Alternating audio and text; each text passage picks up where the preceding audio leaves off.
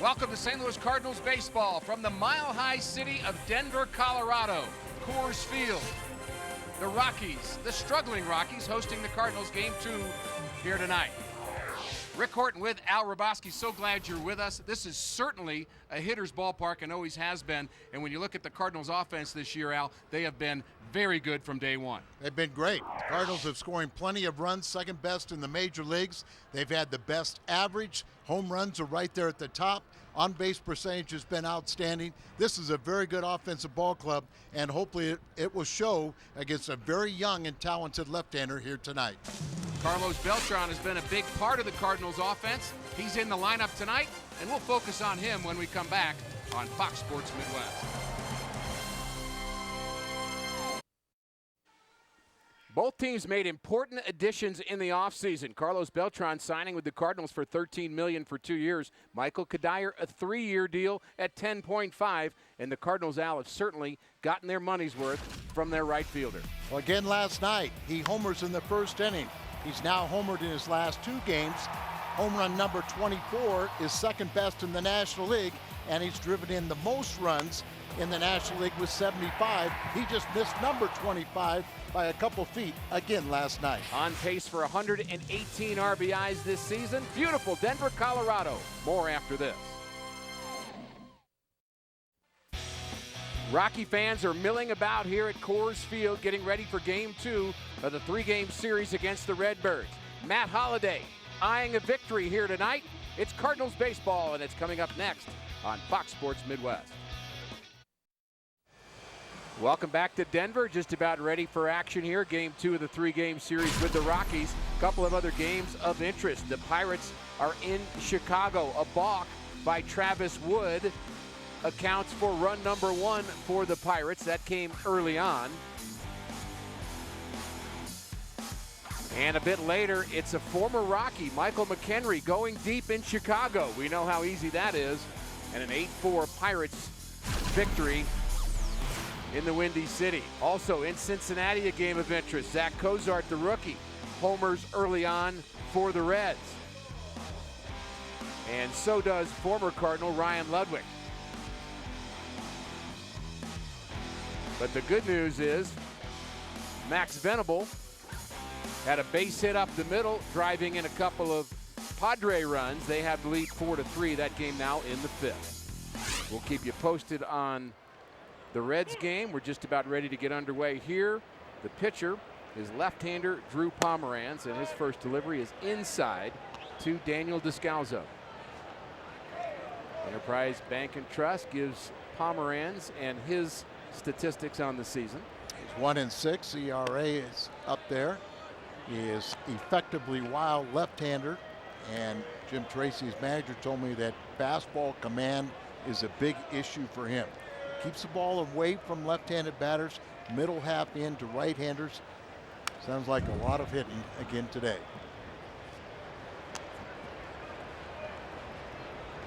Making his 11th start of the season. He was a #1 draft pick for Cleveland, and the same year that he was drafted was traded for the disgruntled Ubaldo Jimenez. Very interesting, Rick. It never happened before, but when you were traded, you know, in your first year, and he didn't sign until August of 2010 with the Cleveland Indians, traded at the July 31st deadline a year ago, then he couldn't play for the Rockies until his 1-year anniversary of his original signing with Cleveland. So he was kind of in limbo for nearly a month. He has a nice future. He's just 23 years of age.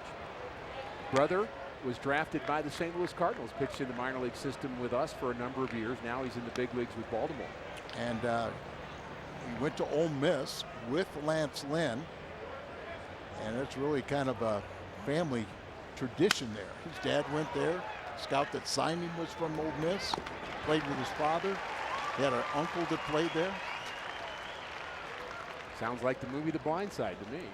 Southwest Airlines brings the Cardinals batting order here tonight. Daniel Descalzo, you've seen him. Alan Craig and Matt Holliday will bat in the first. Carlos Beltran, David Freese, Yadier Molina, And they'll be followed by Jay, Green, and Westbrook here tonight. Alan Craig had a big night in game 1, on base 5 times, 3 for 3, couple of walks, 3 RBIs. He takes strike 1 from Pomeranz. Just a shade under 300, but 15 home runs, 54 RBIs, and that's just in 59 ball games. Cardinals with just 2 left-handed bats in the lineup. Descalzo, you've seen him, and John Jay. Pomeranz has been very, very tough on lefties, batting just 146 against him. So the Cardinals with a ton of right-handed pop, including Craig and Holiday to follow.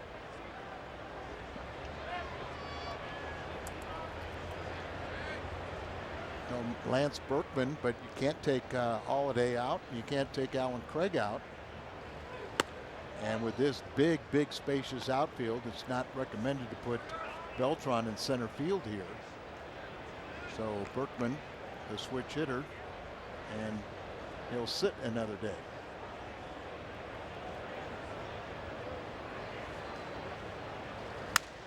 Broken bat, base hit for Alan Craig. He's having a nice series. And he'll be aboard for Matt Holliday. Defense for the Rockies, 14th in the National League. Gonzalez, Young, and Andrew Brown, the former Cardinal, in the outfield. Rutledge, the rookie sensation, and LeMahieu up the middle. Colvin and Pacheco at the corners, and Ramon Hernandez, a veteran catcher, is behind the plate for Jim Tracy in his 4th season as a Rockies manager, and this is clearly his longest. But you can also see that just a few games under 500. So he's been here through some of the good years, but now he's paying for it with the down season right and a rebuilding program going on here.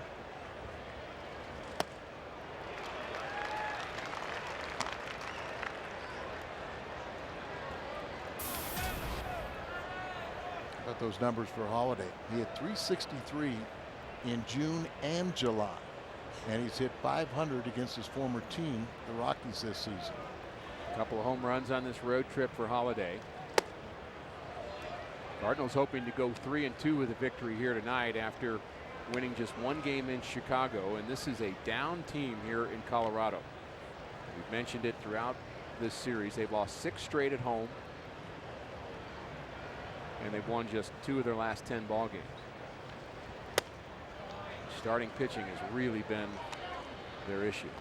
It just sets the tone, and right now they don't have enough starters. Now Pomeranz is going to be the key person they build the rotation around, but probably not ready for this level at this time.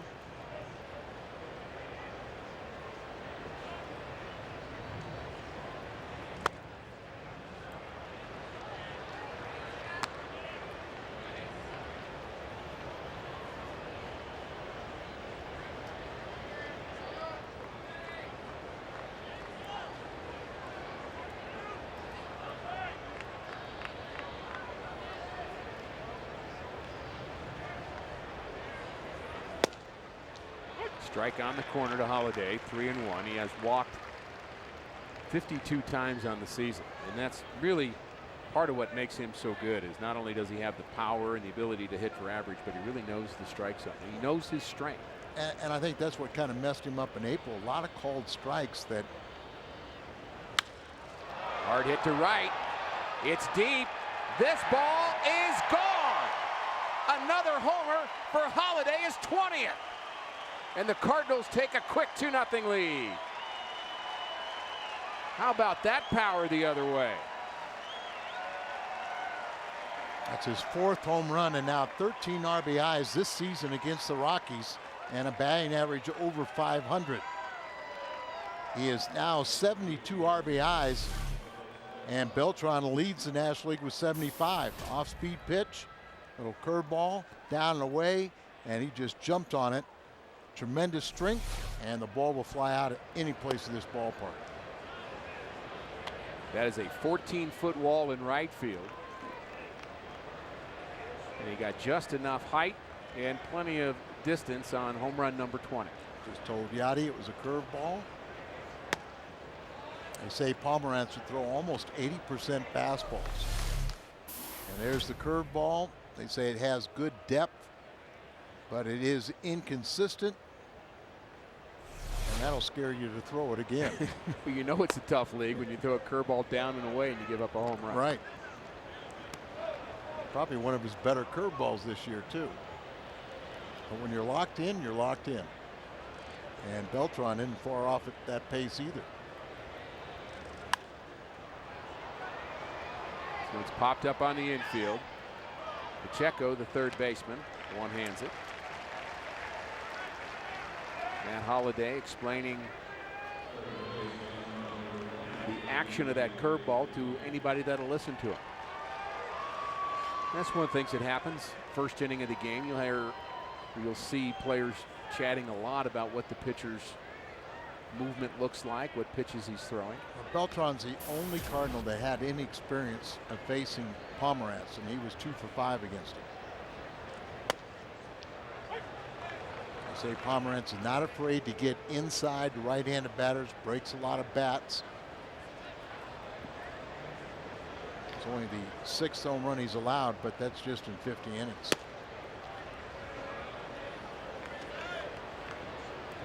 Struggled lately his last 3 outings. He's 0-3 with an ERA over 10. After 2 very good starts to begin the month of July.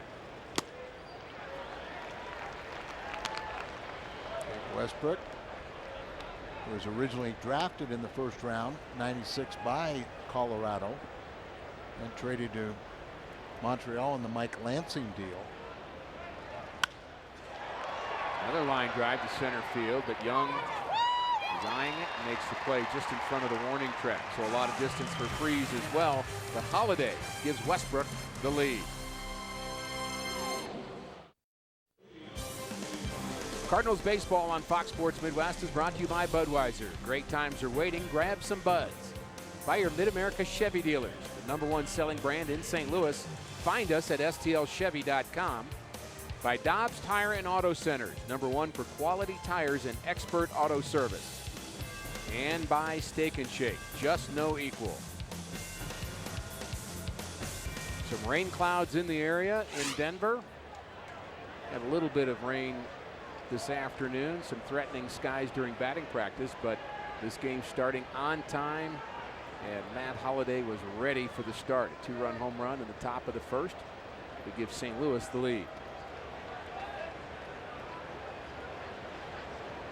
Never know with the weather here, and we thought we had a storm coming in just about game time. The wind had picked up, seems to have blown away for now. Game time temperatures at 68, and here's the Enterprise Bank and Trust numbers for the Cardinal starter, Jake Westbrook. Jake's won his last 2 starts, trying to win number 10 tonight. He's 3-0 in his career against the Rockies, and 2-0 with an ERA at 2.18 wearing the Cardinal uniform. Ground ball pitcher.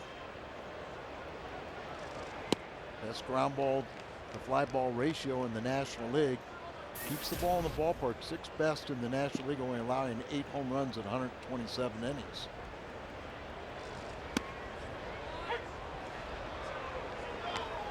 I mentioned Westbrook was originally drafted by the Colorado Rockies, 21st overall back in 1996. And I saw one article today that was lobbying for the potential free agent to return to Colorado. A sinker ball would be a good match here. Not facing the best Rockies lineup here tonight. No Todd Helton, no Michael Kadire, no Willeen Rosario. Tulowitzki is still out with a groin injury. Eric Young reaches base. That's how it starts for the Rockies. I'll give you the rest of their lineup, brought to you by Southwest Airlines. Josh Rutledge has been very hot, the rookie at 381. Carlos Gonzalez, one of the best players in the game. Andrew Brown, Jordan Pacheco, followed by Tyler Colvin, the veteran catcher Ramon Hernandez, LeMahieu, and Pomeranz. That's your Rockies starting 9.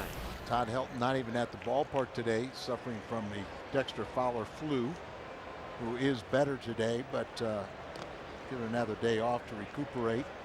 Gives him a short bench. Yeah, and Kadire is a little right rib cage pull that you say is not serious, but they're trying to take care of it before it does become a problem. And he had good numbers against Westbrook. And there's Dexter Fowler, who had the problems yesterday. Montezuma's revenge. We'll call it flu-like symptoms, Al. A little safer there. Kadire, as you mentioned, 396 career numbers against Westbrook. I'm sure Westbrook was happy to see him out of the lineup. Young runs very well. Ground ball to left side, base hit for Rutledge. This kid just keeps hitting. It was a ground ball, but it found a hole. Our Dobbs Cardinals defense is Holiday, Jay, and Beltran in the outfield. Freeze, Descalzo, Green, and Craig on the infield. Another day off for Furcal. Molina behind the plate, our Dobbs Cardinals defense. So not a good start for Jake Westbrook, the leadoff walk, followed by the ground ball base hit. Now he has to face one of the game's best, all-star Carlos Gonzalez. He has hit safely in 29 straight games here at home. The Rockies' record is held by Larry Walker, who hit in 30 straight home games, so just one away. Had an RBI single here last night. Very, very dangerous, and he takes strike one. And he's only 1 for 6 off of Westbrook, so hopefully he can get the ground ball double play.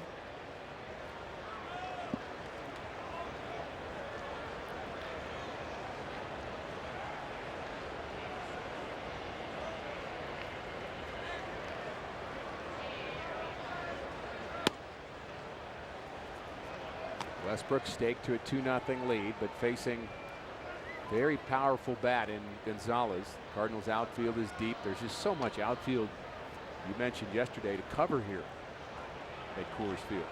4:15 to center. When they opened up the Rockies back in '93 as an expansion team, the Bronx Bombers, they had a lot of thumpers. Not the Bronx, but the Blake Street Bombers. But they learned very quickly that you better have some speed in the outfield. You better have guys that can track it down. And Cargo Gonzalez he is one of the best in the game right now.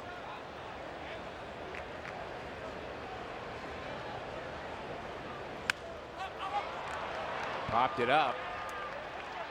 Infield flies, so Gonzalez is out before Descalzo even catches it. A lot of first inning runs on this road trip.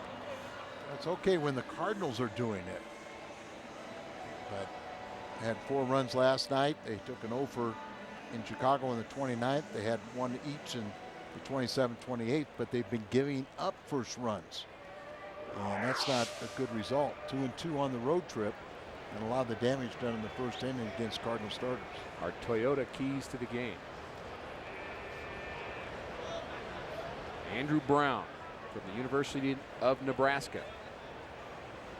18th round selection for the Cardinals in 2007. Ground ball to short. Nice play, Descalzo to second for 1, and they turned it. A double play the hard way. Descalzo with a beauty, helping out his pitcher, Jake Westbrook. Cardinals lead 2-0 through 1. If you like to hunt or fish, then join the Cardinals for hunting and fishing nights at Busch Stadium. For just $20, you'll get a ticket to the game, plus an exclusive camo Cardinals cap. For more info, visit cardinals.com/hunt-and-fish. A lot of Cardinal fans here at the ballpark again tonight. Line drive in the gap by Molina, and this one's going to go to the wall. Molina headed to second. That is a very deep part of the ballpark. But Eric Young runs it down, gets it in a first pitch double for Molina, who has now hit in 6 straight games.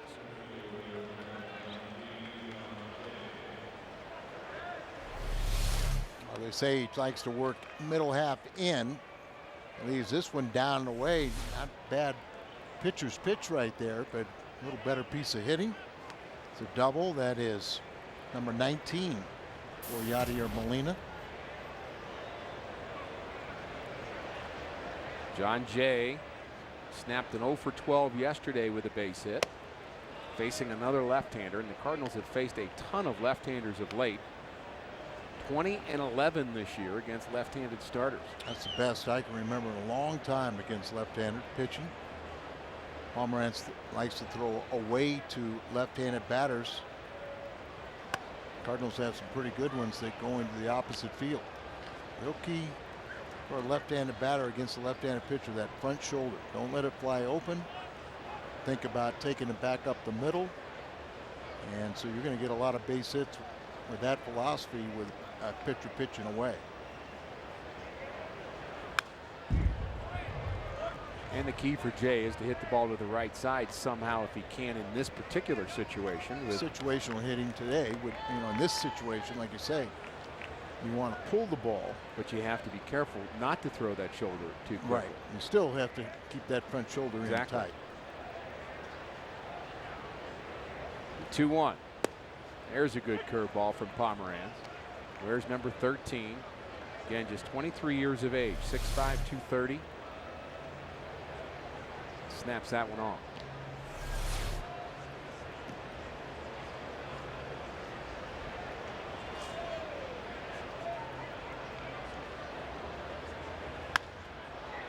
Fly ball to the left. Out number 1.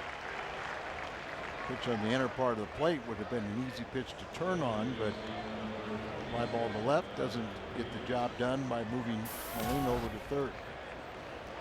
Tyler Green gets the shot. Playing second base here tonight. His last start was on Sunday in Chicago. 1 for 2 that day. Also had a sacrifice fly, so made a contribution. Well, Mike Matheny still showing faith, confidence in Tyler Green. Also stole the base in that series. Could have been a big one. That may be a real key and one of the reasons why he's in this game. Pomeranz has trouble holding runners on. They've stole 6 of 7 bases against him. But as I've done with Oquendo, you have to have some speed, and really the only guy that has base stealing speed is Green. This ball is hit deep to left. Gonzalez on the move. He's at the track, and it's off the top of the wall. Molina's going to score a long double by Tyler Green, as a fan may have reached over the top of the fence there. And right on that call is Paul Nart, the third base umpire. And Mike Matheny out to talk to Dana DeMuth to ask and see whether or not he can review this particular home run call. And Muth is the crew chief. Mark Gonzalez goes back. It just keeps on drifting right in his glove, and then he throws it back. So that's a clean play. Wasn't the fan throwing it back, it was Gonzalez. It's right in the middle of Gonzalez's glove. There's a great look, and he just can't hold on to it, trying to bring it back in. It was definitely home run distance, but it should stand as is because he brought it back into the playing field. Agree? No question. Very difficult to see that live. If you're Mike Matheny, it's worth asking the umpires to talk about it. We can save him some time right now. But the point is, and you compliment the umpires for trying to get the play right. They'll go in and review it, but it shouldn't take long to come back and confirm what they have officially scored. Can you get their attention now? Wave to them and say don't bother. And they leave one umpire on the field. 3 of them go in to check it out. That's in case you got a brawl. Well, there has to be somebody who is controlling things. That's what they would say. Mike Matheny asking the umpires to consider it. The actual rule states that a manager is not allowed to demand a replay, but all umpires have told me that if a manager asks, they're going to do it when in doubt. Yeah, and they've kind of gotten it down to where it really takes very little time, and see they're already back, and they'll say the rule stays right there. Didn't take them long at all, but Mike now is satisfied. Absolutely. And how about this play? Let's get back to that. The athleticism of Gonzalez. All the way up to the armpit, over the wall, and it was athletic until that part, as he forgot to just squeeze the glove. With the back of his wrist slamming against the wall, you really can't blame him too much.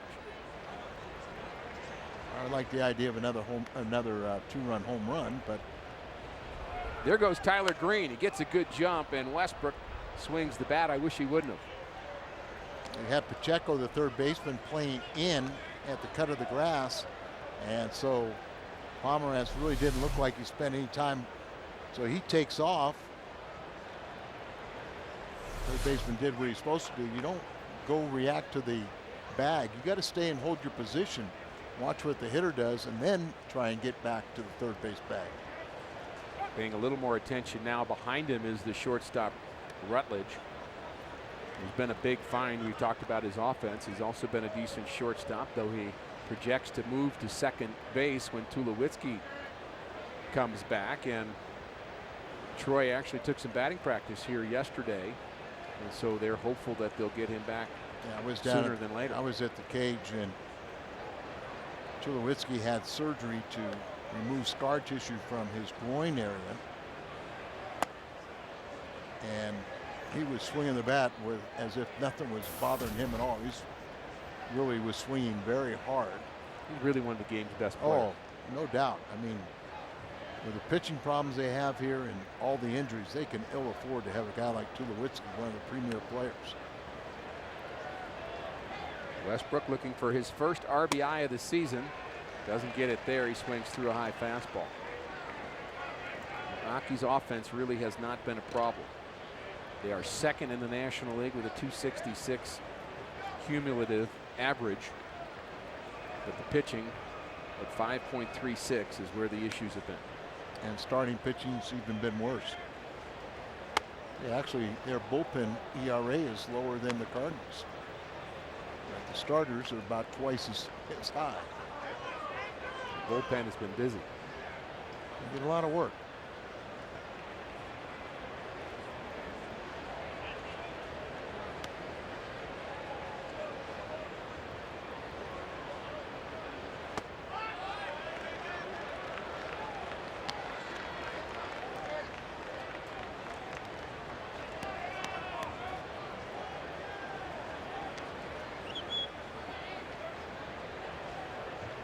Aspects with Pomerantz in his record is he gets very little run support. Ground ball to the left side. Green's going to advance to third. Pomerantz throws a strike to first to get Westbrook. Buddy Adam Wainwright watching that at bat intently. He's a good cheerleader.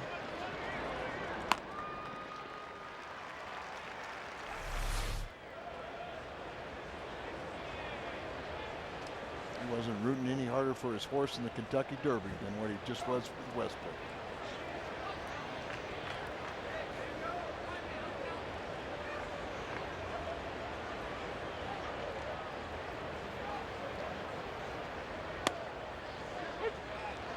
Strike one to Descalzo, who bounced out in the first.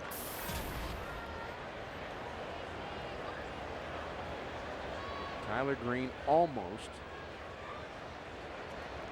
left the yard. In fact, he did leave the yard. It was over the wall and brought back in, so. Ground ball to the right side again. Descalzo bounces out again. Jake Westbrook gets another run to work with. 3-0 St. Louis. Red Rocks is a very beautiful concert venue just outside Denver. The Cardinals with an early lead. And we told you we'd let you know what's going on in Cincinnati. I have been a big Ryan Ludwig fan, but it's getting harder and harder to like this guy. He just keeps hitting for Cincinnati. He drives in Jay Bruce. That gives Cincinnati a 5-4 lead. That game now in the 6th.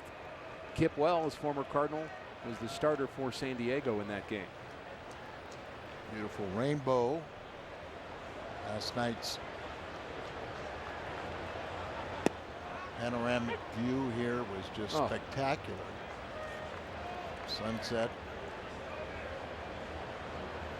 Mark McGuire described it as he thought somebody had painted the ceiling. You know. It's hard to wow the people in Denver because they get used to it, but that was the lead story in the Denver paper here this morning, that the sky was beautiful and the baseball continued not to be. I got something interesting for you. Checo is a converted catcher, and we saw Rosario yesterday as a converted third baseman. Still working on their conversions. Particularly Rosario. Checo really swung the bat well here last night. He had 3 hits, hit the ball hard 4 times. And he starts this one out 0 for 1. Westbrook gets another ground ball. Fox Sports Midwest is joining up with the Mission Continues on a veteran-led service project in Belleville. That'll be August 18th. It's expected to be the largest project yet from the Summer Service Slam campaign, and we need your help. Reserve your spot online at missioncontinues.org.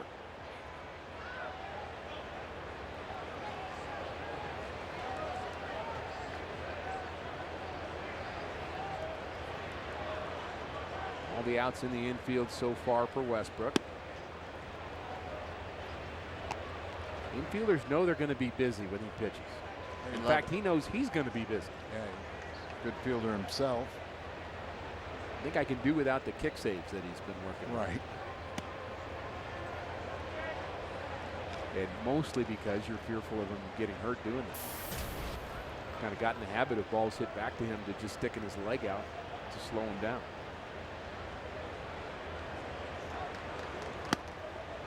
Good changeup to Tyler Colvin, who is 0 for his last 16. Colvin kind of slumping of late like he did last year. Rockies were excited to give him another chance this year, and he's been productive. 13 homers and 41 RBIs.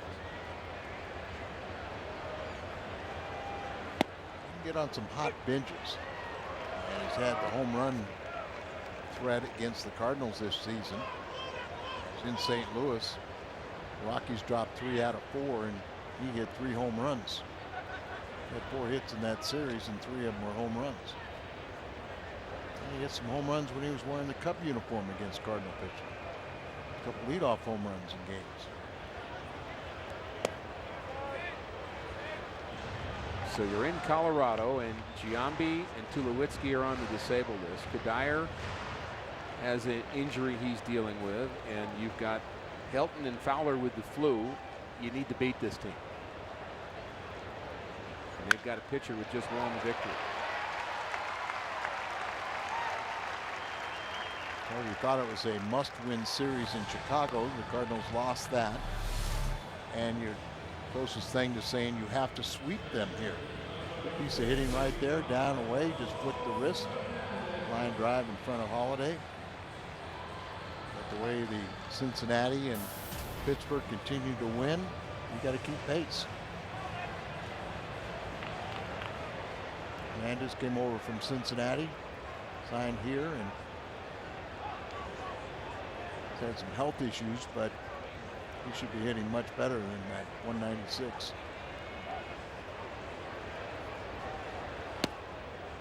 Always had good power.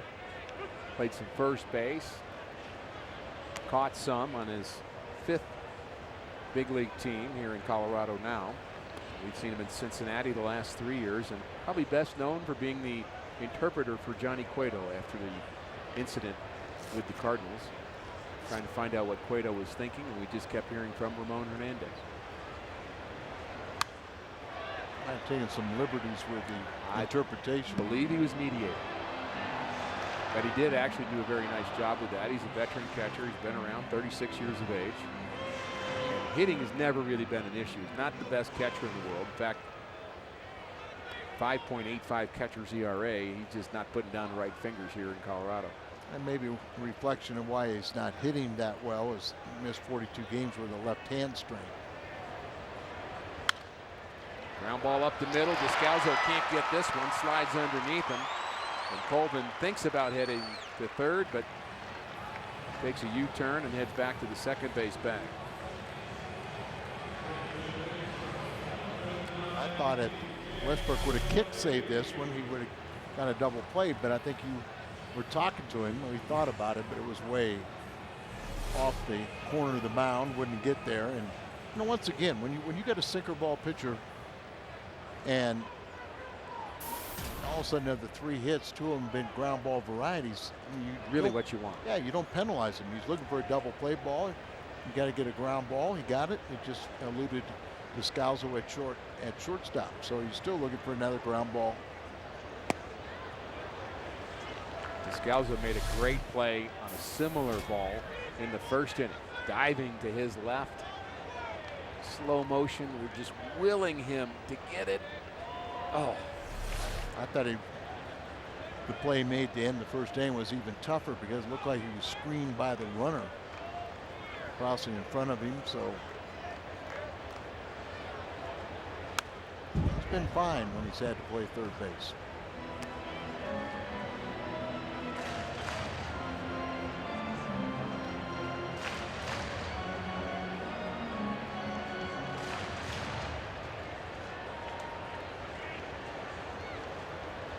To LeMahieu, former Cub. Let's see if Westbrook can come up with a put-away pitch here. Pitcher bats next. He swings the bat pretty well. That ball in the dirt. Molina blocks it, and LeMahieu swings, says the home plate umpire, Dana DeMuth. He doesn't like the call, but it's a strikeout for Westbrook. I'm not sure he went. LeMahieu's not sure either, but it's strikeout number 1 for Westbrook, and a big one. Well, he kind of flicked his wrist a little bit, and Dana Muth rung him up. Breaking ball in the dirt. Big, long swing, and he went through. Go for his last 7. He and Colvin came together in the Stewart deal. That's been a bust for the Cubs.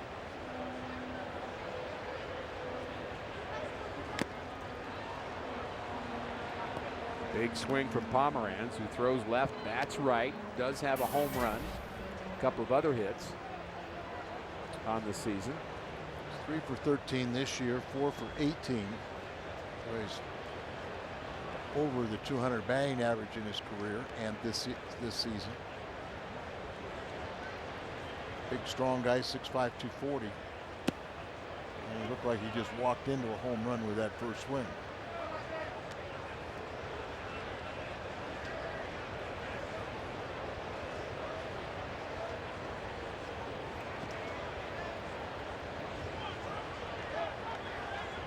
Collierville, Tennessee.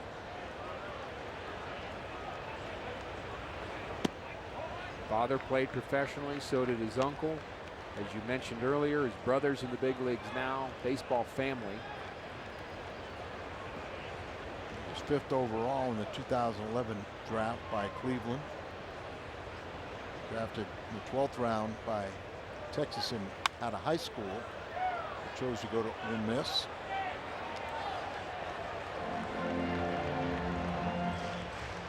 Father led it 4 years at Ole Miss, was selected 13th round, 88 draft by Minnesota.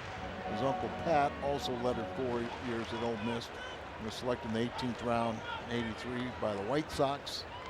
The Indian scout that signed him played with Drew's father at Ole Miss. And he was a teammate of Lance Lynn at Ole Miss. And when it's Thanksgiving time, you think they sit around the table and talk baseball or not? And it's Ole Miss. Probably a little bit of both.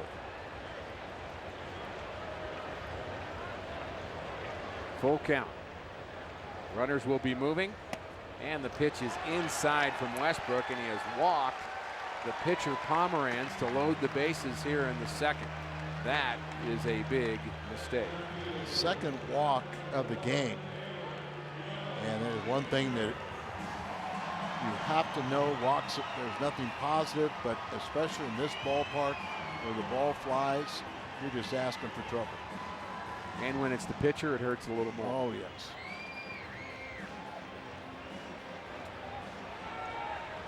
His first walk was Eric Young. Westbrook this year has given up about a walk every 4 innings, which is much, much better than we've seen from him the last couple of years.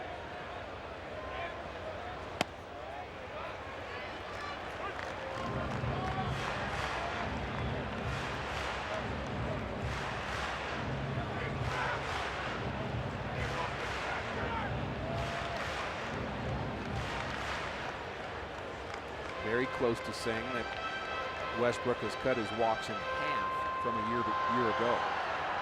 A lot of talk about his mechanics in spring training, and that may help. And I just think he's attacking the strike zone. I think that's so evident, and more consistent release point. Good pitch there. Young bounces out. Cardinals keep their lead. Cardinals baseball on Fox Sports Midwest is brought to you by the new wireless receiver from AT&T Uverse. Visit att.com/freeyourtv. Rethink possible. MyKiaSt.Louis.com. And get the All-American Jack Combo at Jack in the Box. It's a no-nonsense burger with fries and a drink for only $4.99 plus tax at participating stores. We are back at Denver, and we are going to go to our Jim Hayes, who has some news on the newest Cardinal. Jim? Yeah, Edward Mujica arrived at 11 o'clock last night.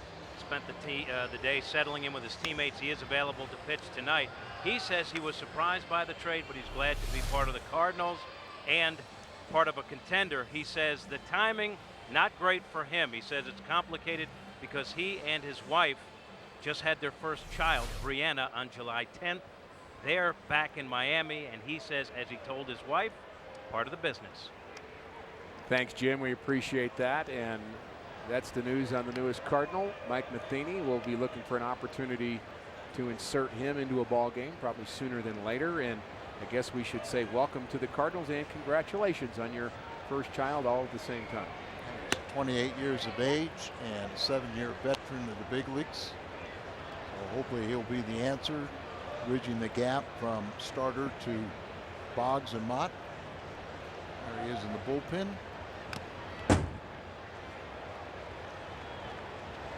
Trevor Rosenthal was sent back to AAA last night, and he'll be a starting pitcher there. He'll go back and get some innings, and really not getting enough work here at the big league level. But we like some things that we saw from him. No doubt. He's 22, and remember he was at Springfield in the starting rotation. So another broken bat. This time it's not a hit as Gonzalez makes the play.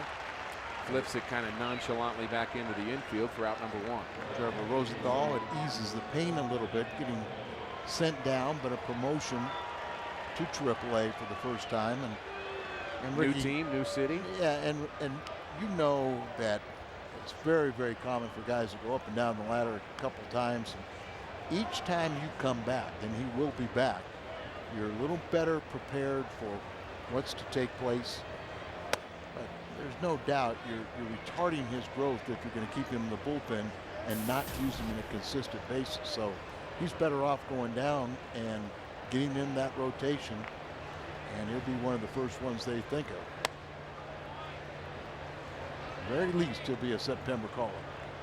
And not clear really long-term whether or not he would be a starting pitcher or a reliever in the big leagues. Still some question about that. But the best part is to get as many innings as possible, even if he's going to be a big league reliever. It's beneficial to him to pitch in the rotation when he's in the minor leagues. You would agree with that? No question.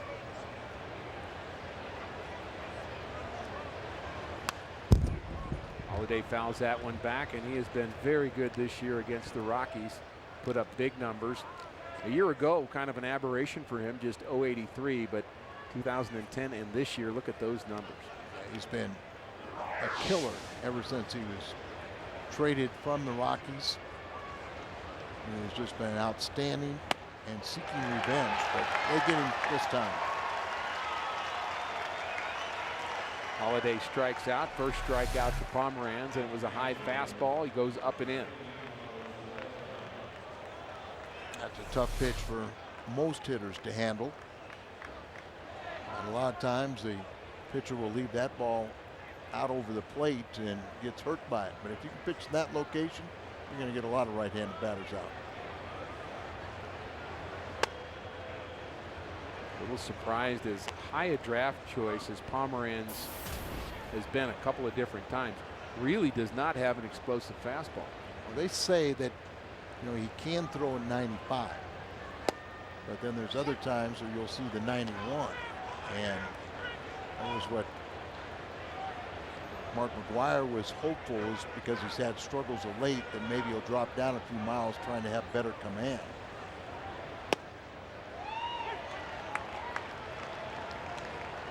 Last pitch at 91, but a very good location to Carlos Beltran, who popped up in the first. Cardinals with 2 runs in the first, 1 in the second. Another high fastball. That one at 90 strikes out Beltran. So a good inning for the young left-hander.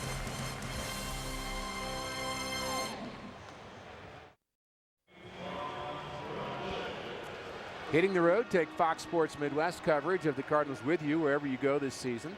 Subscribe to MLB.tv today to see every Cardinals out-of-market game live, online, and on your favorite connected devices in HD quality. Visit Cardinals.com to get more details. MLB.tv, baseball everywhere.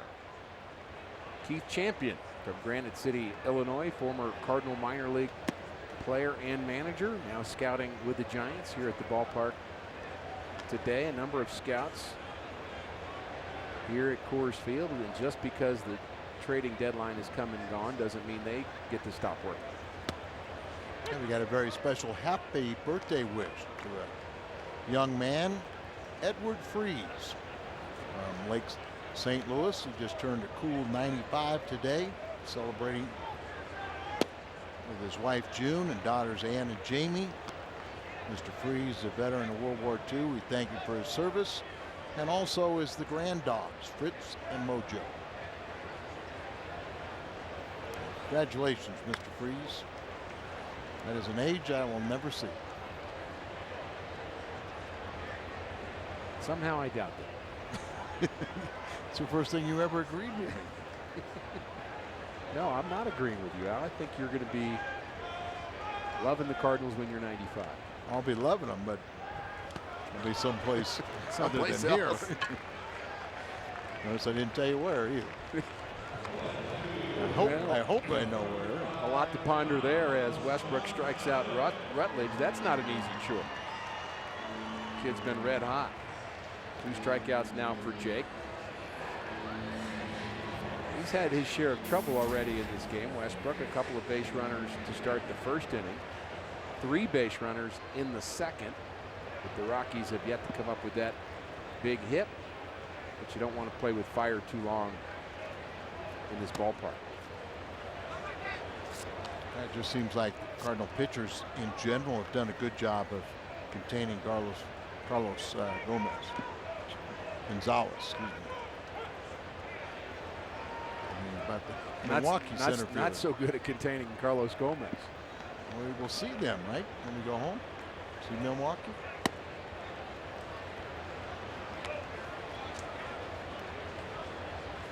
Yeah, Milwaukee will be in Friday night. It's going to be a great time celebrating the '82 reunion. And then the San Francisco Giants for 4 games. Jake Westbrook has pitched very well against the West. He'll start against the Giants in that homestand. 9-5 with a very low ERA against the West.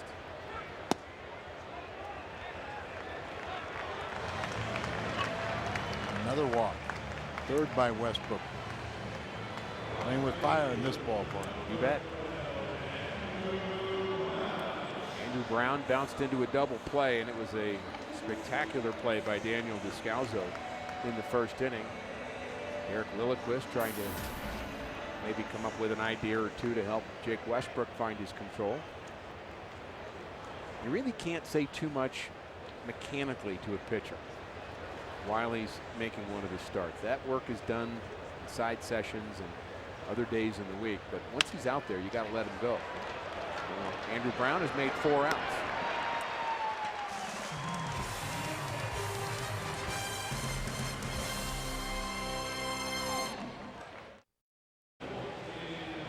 All good news so far here in Denver. 3-0 St. Louis. Matt Holliday, 2-run home run in the first, and Tyler Green almost hit one out of here in the second. Carlos Gonzalez made a leaping grab, brought the ball back into play, ended up being a double, scoring Yadier Molina. David Freese, Molina, and Jay will hit in the Cardinals' fourth. David Freese has a 11-game hitting streak, and he has hit over 500 during that streak. And what a month of July he had.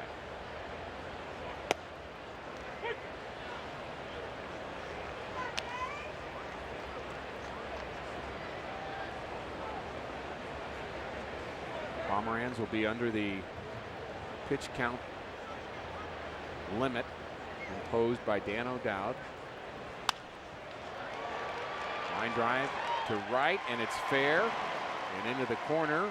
The hit streak continues for David Freese. He doubles to right, and he's now hitting 12 straight.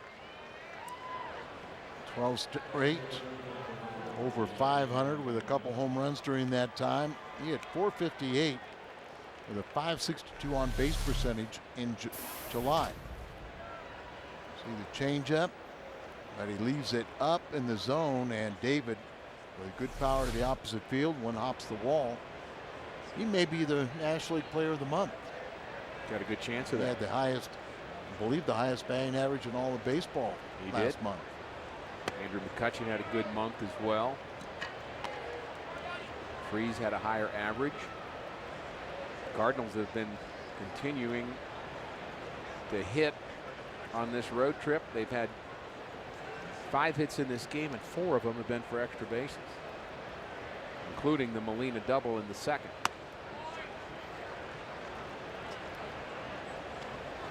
There's your list. Highest averages in the month of July. We mentioned Freese and McCutchen, but look at that other friendly name. Skip Schumacher, 385.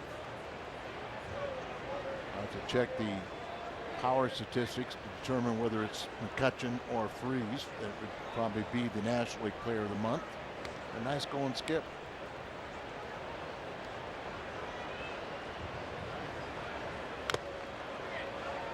Now he extended his hitting streak to 6 games with a double.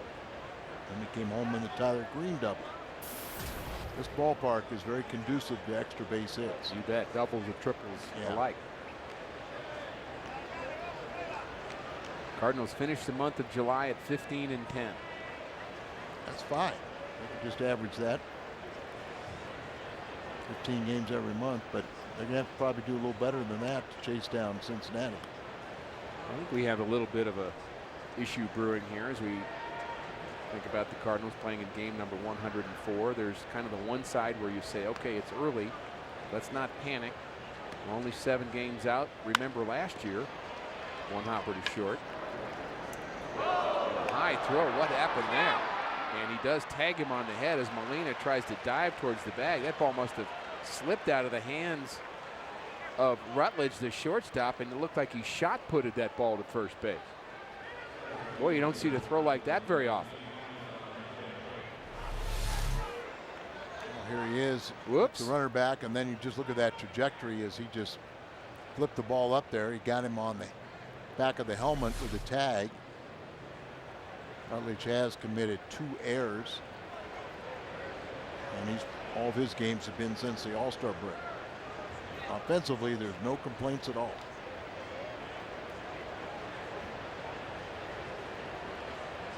Now batting John Jay.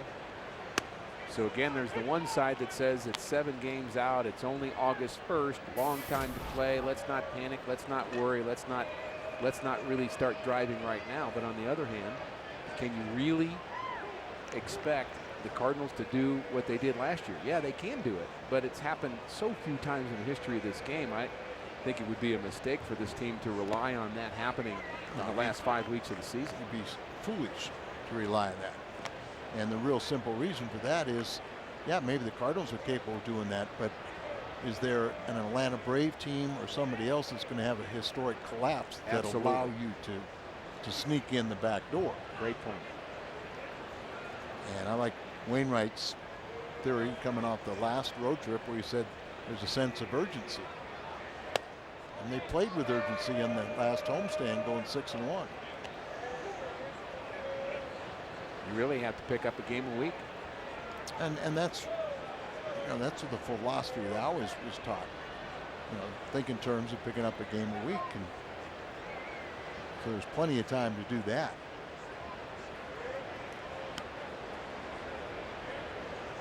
Just play good, solid baseball. Take care of your games, win your games, and everything else will fall into place.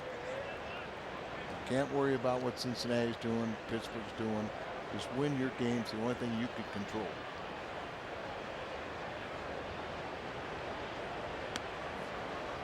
Freeze the runner at second. Watch out.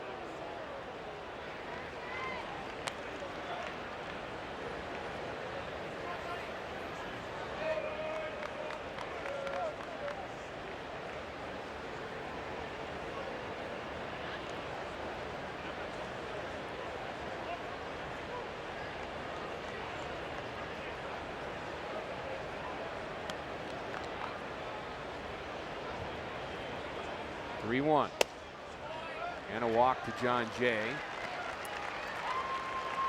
2 Cardinal runners aboard for Tyler Green, who doubled in the second and very nearly left the ballpark. Starting at 4:45 every Friday home game, 200 autograph line tickets will be distributed at the new Busch Bash gate located near Gate 5. Only fans with the line tickets will receive an autograph at Busch Bash. Bruce Sutter will be signing on August 3rd. Visit cardinals.com/promotions for more details. And here is that home run saving play by Cargo. Clearly gets over the wall right in the middle of the glove, but he can't hold on to it. Flips it back into playing field for the double. And a clear reason why outfielders want a little bit longer gloves than middle infielders. I think if that ball would have stayed in the webbing, he holds on to it. But probably got a little bit more of the palm of the hand, and then it just kind of trickled up into the webbing and out. Josh Renicky, that is the nephew of Ron Renicky, the manager of Milwaukee, warming up. Only 65 pitches thrown, and already their 75 pitch count is been altered to about 85. But still, most of the time you're asking a young pitcher to go out there and do the best he can when his best option is a no decision because he runs out of pitch count. Either that or figure out how to get 15 outs with 85 pitches and figure it out in a hurry. Well, that's what they're hoping they learn to do, but so far it really hasn't worked. Agree with you there. I think the last 40 games, other than Francis, they only have 2 wins by a starter, other than Francis. Hard hit to right, and is caught by the right fielder Brown on the run. Nice play. Sinking line drive off the bat of Tyler Green.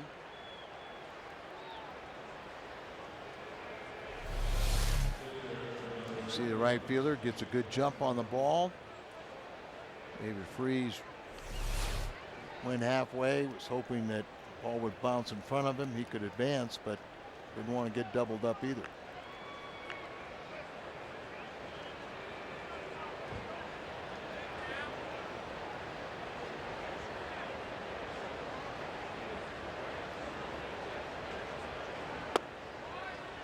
Jake Westbrook had a lot of RBI opportunities in his last game. First 3 at-bats in that game, he had runners in scoring position each time. It was 0 for 3. Now both at-bats here tonight, RBI opportunities. Freeze the runner at second. Jay at first.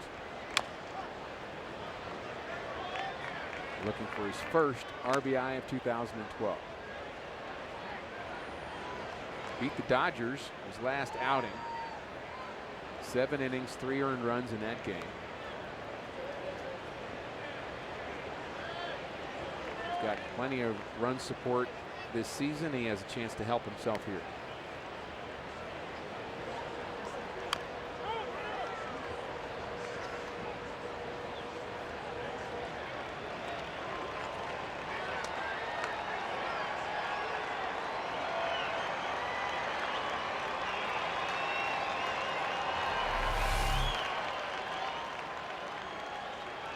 He throws a knuckle curveball, and this is a curveball, but everybody didn't see the knuckles. And didn't curve very much. Yeah.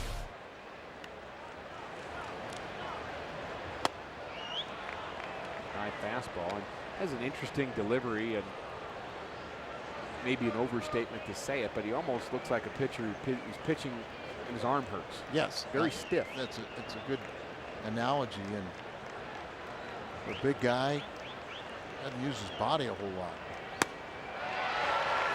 Does strike out Westbrook, however, to end the 4th. That's his 3rd strikeout. Cardinals still lead 3-0. Fox Sports Midwest is pleased to join the Cardinals to bring the 1982 World Series champions to Busch Stadium. Tune in to Fox Sports Midwest on August 3rd and 4th for interviews and pregame festivities celebrating the 1982 World Series champions. That's Friday and Saturday. Be exciting to have the 82 World Series champs in St. Louis. Hard to believe that was 30 years ago when Bruce Sutter was firing that fastball past Gorman Thomas.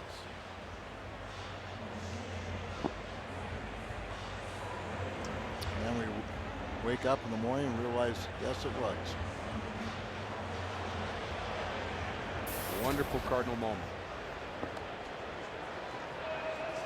Converted catcher Jordan Pacheco leads off for the Rockies. Westbrook has been helped by a couple of double play balls, and I think a key to this inning is strike, strike, strike. No more walk. And that is part of Westbrook's game plan, is inducing ground balls. He came in 3rd in the National League with inducing 16. He's added 2 more. Rockies know that Pacheco can make contact. Leads National League rookies in batting average, but they would love to see a little more power from him. 1 home run and 21 RBIs.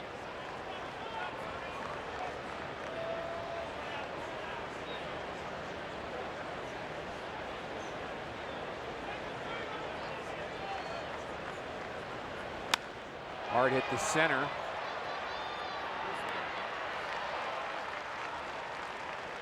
Out number 1.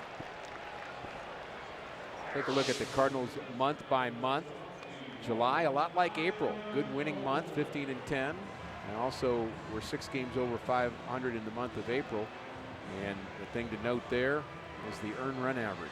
And especially in May, where they scored the most runs in May, but with a higher ERA and the problems with the starters that month, they had their worst 1-loss record. Good in April, good in July. What about August? Well, you know, the good thing about August is since 2000. Ball in the gap, and it's long, and it's up against the wall. Tyler Colvin, another hit. He's headed to 3rd, and he's going to make it. Standing up. A lot of triples in this ballpark. Colvin, who was 0 for 16, coming into play tonight, is now 2 for 2. And he's 3 for 4 off of Jake Westbrook. That's his 6th triple, and it just went out to one of the deepest parts out there in left center. And if it bounces over, the Cardinals catch a break, the ground rule double, but it did not bounce over the wall, so it turns into a 1-out triple. I was about to say, before so rudely interrupted by that triple, that the Cardinals own the National League's top winning percentage since 2000 during the dog days of August. There were some dog days in July, too. heat-wise. Yeah. Ramon Hernandez. And this is one of those key moments that you like to talk about, Al, where you don't want to try to do too much. Runner at third base. You have a lead. Don't get too careful with them. Right. Just don't turn potential of a 1 run, but don't turn into a big crooked number by trying to save that runner at third base. A little better now because it's 1 out. And if there's ever a time when you need a strikeout or a pop up in the infield, it is now. Late breaking slider here catches the inside corner, or does it? Bit of a hanger, in fact. Now take advantage of it, press it, get him out. Ground ball to short. Rockies are going to get on the scoreboard, but Jake Westbrook gets his ground ball. 3-1 St. Louis.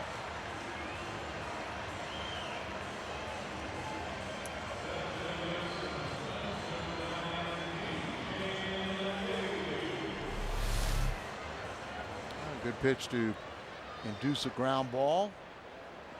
And Hernandez does that. Barely off the end of the bat. Just trying to make contact. They get on the scoreboard.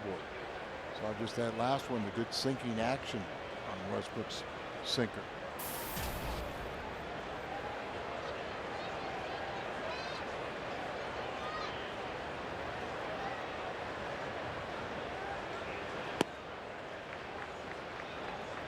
Westbrook wants a new baseball. Didn't like the way that one felt. 2-0.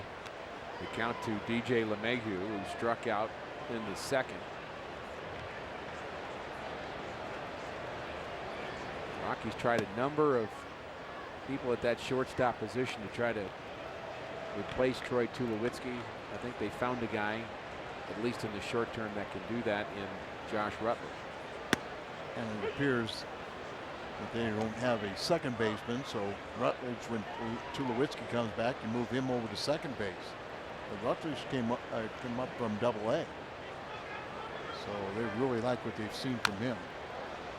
Jim Tracy was talking about with Rutledge, if he moves to second, you've got a plus offensive player in a position that you don't normally get that kind of pop and power, so you can afford to maybe have your third baseman not hit for power, or maybe another position. Off balance swing.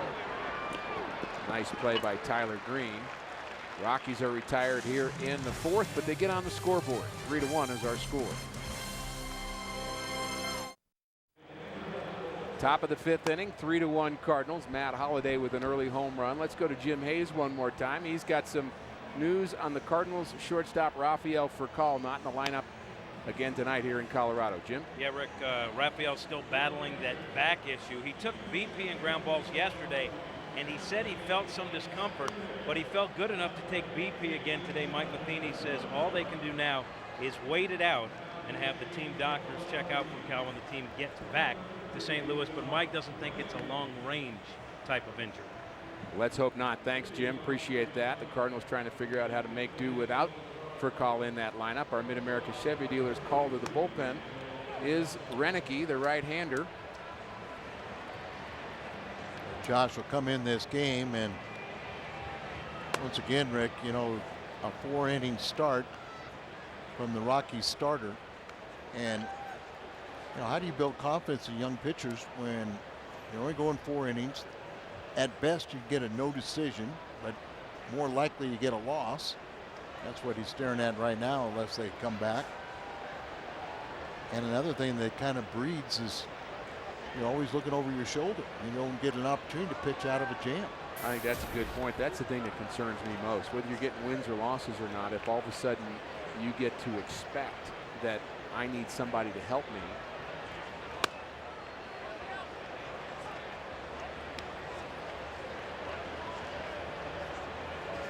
and I can't finish the job myself.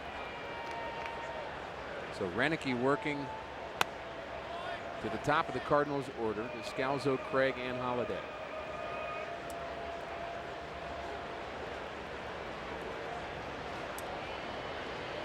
Renicky will be batting in the 8th spot in the order.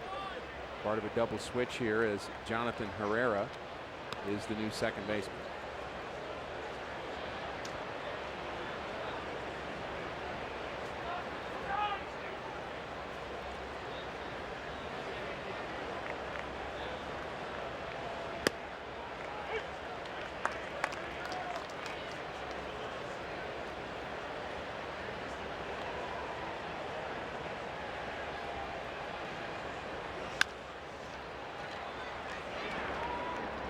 Scalzo tests Herrera, and he's now bounced out to second 3 times. I say new pitcher, same result.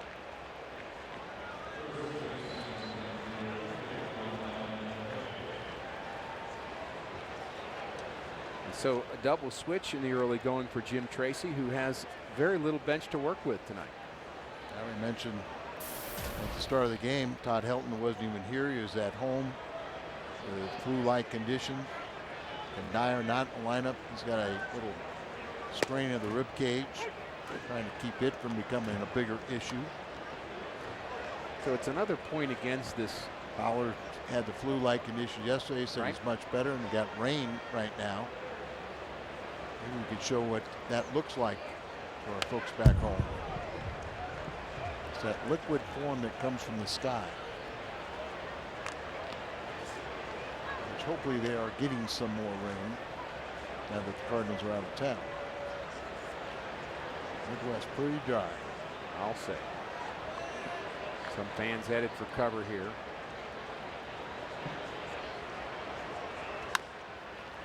The ground ball to second. Not an official game yet. The Cardinals need to get 3 outs in the 5th inning too. And Holiday had a big night last night. A long shot the other way. And he decided, well, let me try that again. Another home run the other way. His 20th. Batting .500 this season with 4 home runs and 13 RBIs against the Rockies. Always hit well in this ballpark. Mentioned Renick's uncle is manager of Milwaukee. And you see the career home runs here at Coors Field. Obviously, all the top guys are either Rockies or former Rockies. But Josh Renick's dad also was a major leaguer, and he's scout for the Orioles. Holiday is hit on the elbow or close to it.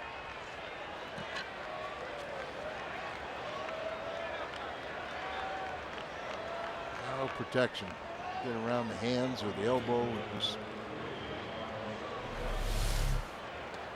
ball just running in and right at the elbow.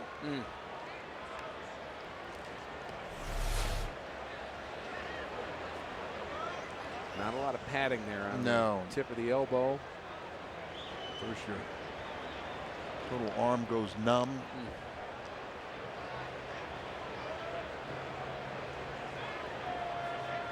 So Holiday aboard for Carlos Beltran. 75 RBIs on the season. Rain continues to fall here in Denver. Ground ball, base hit up the middle for Beltran. Holiday will stop at second. The Cardinals again with a runner in scoring position. Thanks to this base hit. Made that look easy. The second baseman kind of playing in the hole, more to pull and back up the middle. You ever face Gary Renicky? I did. Nice career, mostly with Baltimore. Good outfielder. Josh's father. Trying to remember his name. I feel like I saw Ron as well. Probably did.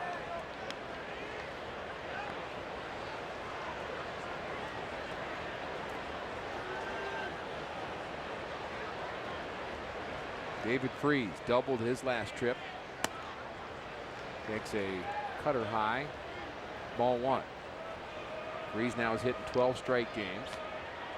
And he's our vote at least for Player of the Month in the month of July. You bet. I didn't get to vote though. We haven't seen it yet, but sometimes comes around. We'll be honest. Yeah, we'll be honest. We'll pick him.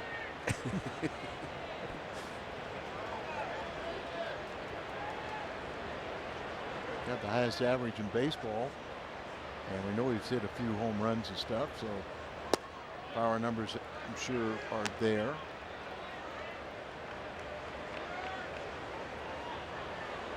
Chance for the Cardinals to add on here in the 5th inning. You never have enough runs at Coors Field. Cardinals have out-hit the Rockies 6-4. Freese trying to go to right again.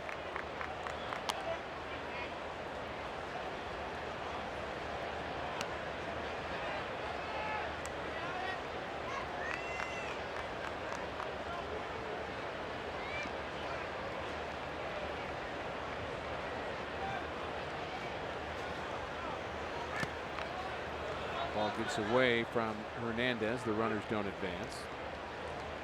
Cardinals playing the Rockies here. Again, Cardinals winners of 7 of their last 10. The Rockies have lost 6 straight here. And they've only won 20 games at home. Only the Kansas City Royals have won less home games in all of baseball. Fans very disappointed here. And Colorado's just 3-8 against the Cardinals since beginning of last season. Go pitch here, 3-1. It's hit high into left center field. Young makes the play. Cardinals strand 2. They lead by 2.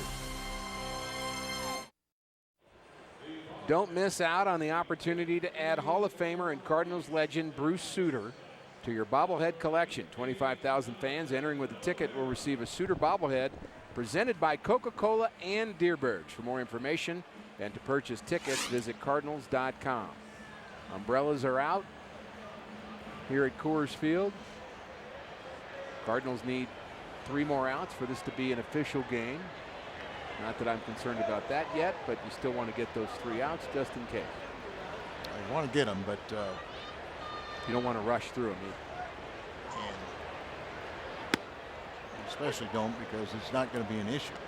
The rain has already lightened up considerably or completely stopped, and we're going to get this game in either way. I talked to the grounds crew before the game, and the storm we talked about during batting practice, they said it stayed north of us, but they felt like the wind was going to kick up and maybe have some kind of issues during the game, but really we're not anticipating anything at all. Imagine, though, the natural tendency, and we think about it, we're out in the rain, you start to hurry. You're going to hurry to get to shelter, you're going to hurry to finish whatever it is you're doing, and players have to fight that a bit mentally and say, look, yeah, it's raining right now and there's some weather, but I have to stay within my pace and not make too many alterations. And you can't, like you say, try and rush through and get an inning saying, okay, we're going to win this because we got a lead. It's an official game. And then it's kind of like that was your goal. Resume play and your goal is already completed. I guess my point is, all of our moms told us, don't you know enough to get in out of the rain? But baseball players, they don't. They just stay in. And at 68 degrees, it's not the relief that would have been like the over 100 degrees we were playing in St. Louis. Agreed. Herrera just returned to the roster last night. He was out with a left wrist infection.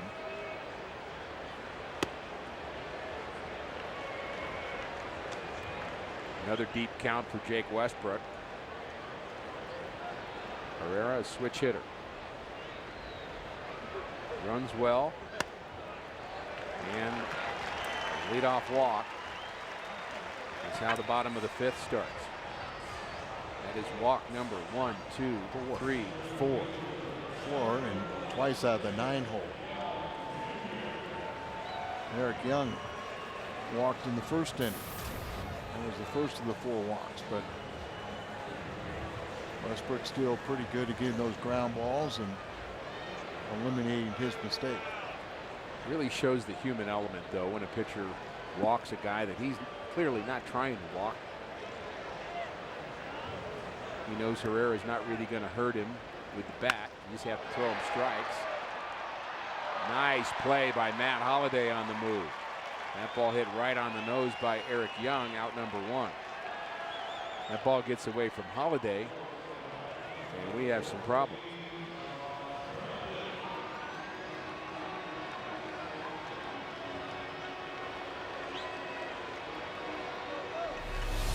Here's Holliday. Here's the line drive. He does not make this play. That ball goes to the wall. Using both hands on the dot.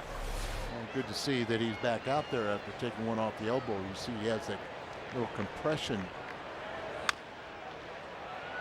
Ground ball to second.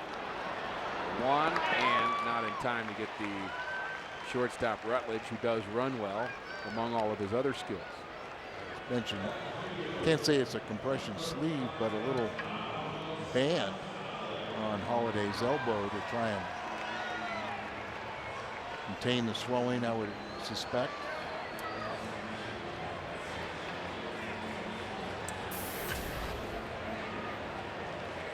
Anytime Carlos Gonzalez is at the plate and he's the tying run, you just hold your breath a bit. 20 homers, 71 RBIs, and we are in Coors Field.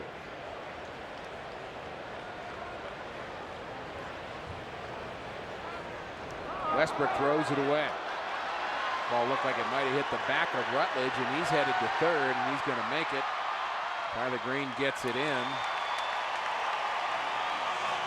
And it looks like that's going to be the 4th error of the year for Jake Westbrook, unless Alan Craig had a good shot at catching this ball, but that ball in the dirt bounces over the runner. Yeah, so it is the 4th error by Westbrook. He's pretty good at fielding his position, but he's had some problems with his throwing. And turns that into a 2-base error. And a couple of those throws are on plays, and he's tried to make spectacular plays on balls hit in front of the plate. I remember that one got to the ball and then tried to make the falling down backwards throw and threw it away. Ground ball to the right side. Tyler Green gets his man. Nice play on the move by Tyler Green.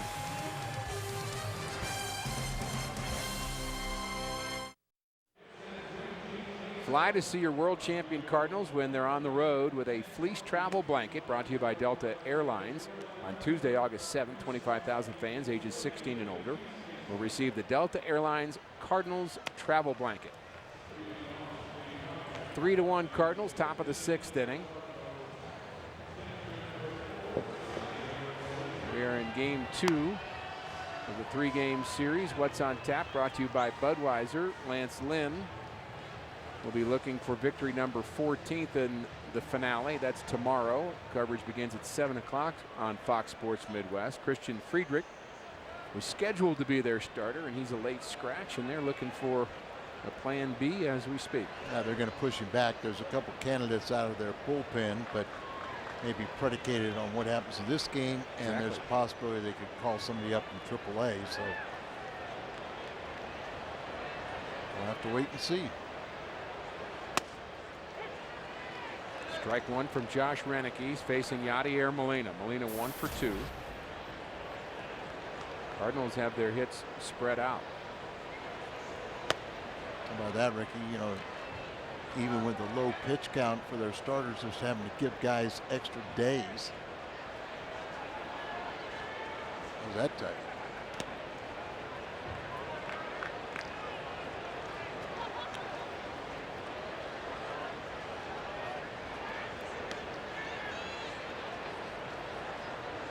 Pomeranz through 72, 44 for strikes. Base hit to center for Molina. Jake Westbrook has 71 pitches through 5 innings. So it can be done. And we have an update from London. Medal count China and the United States have been 1-2 in total medals. Love the Summer Olympic Games. Always great moments. And there's always some disappointing moments about as well. The controversy in badminton. I did not hear about that. Oh, yes. 8 women were allegedly throwing games to get a better seed. And so they're from 3 different countries, and they have been disqualified.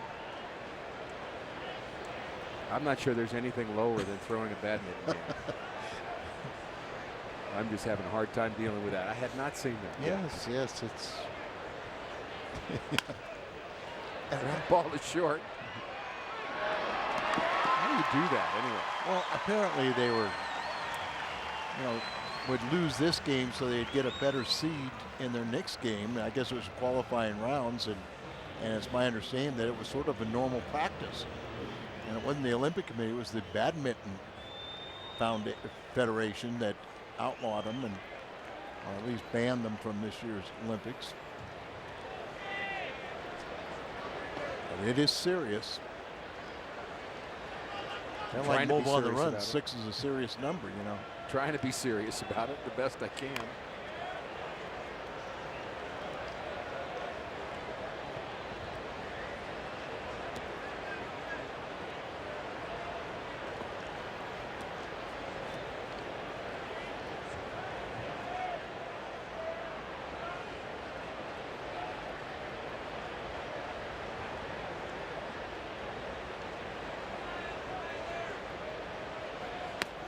Political issues and government problems and economic issues around the world, we are now worried about badminton.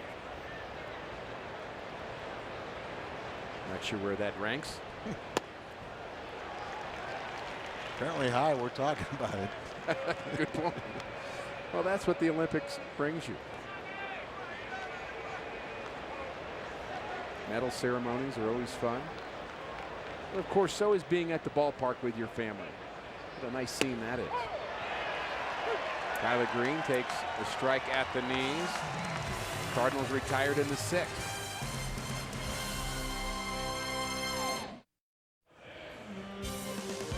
Cardinals baseball on Fox Sports Midwest is brought to you by AT&T, the nation's largest 4G network. AT&T, rethink possible. And by Ford, the official vehicles of the Cardinals. 3-1 St. Louis, bottom of the 6th inning. Nice view of Denver, Colorado, capital of Colorado, largest city.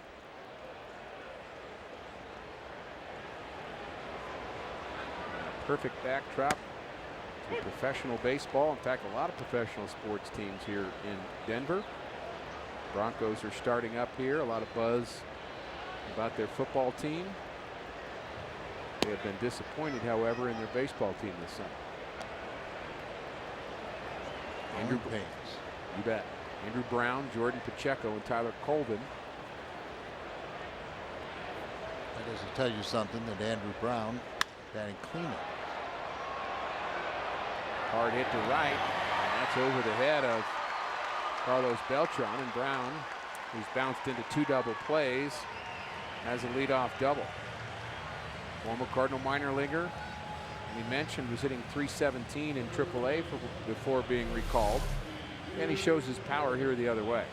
This ball is really hit hard, and Carlos playing it conservatively off the wall. Probably couldn't have ran back and took a couple steps and tried to catch it in the air as that ball shot over his head quickly.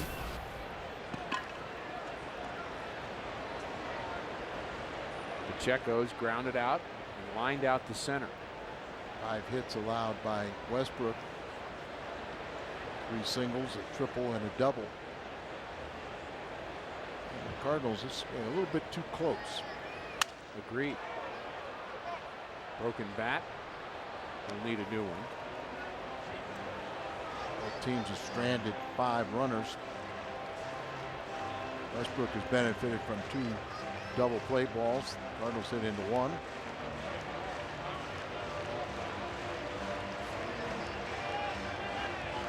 Cardinals are 4-1 against the Rockies this year. The final in Cincinnati now. They defeat San Diego 6-4. Cardinals have to win to keep pace with Cincy and the Pirates. Pirates won 8-4 in Chicago. So if you're waiting for the Pittsburgh Pirates to fold up their tent and go home, it doesn't look like that's going to happen.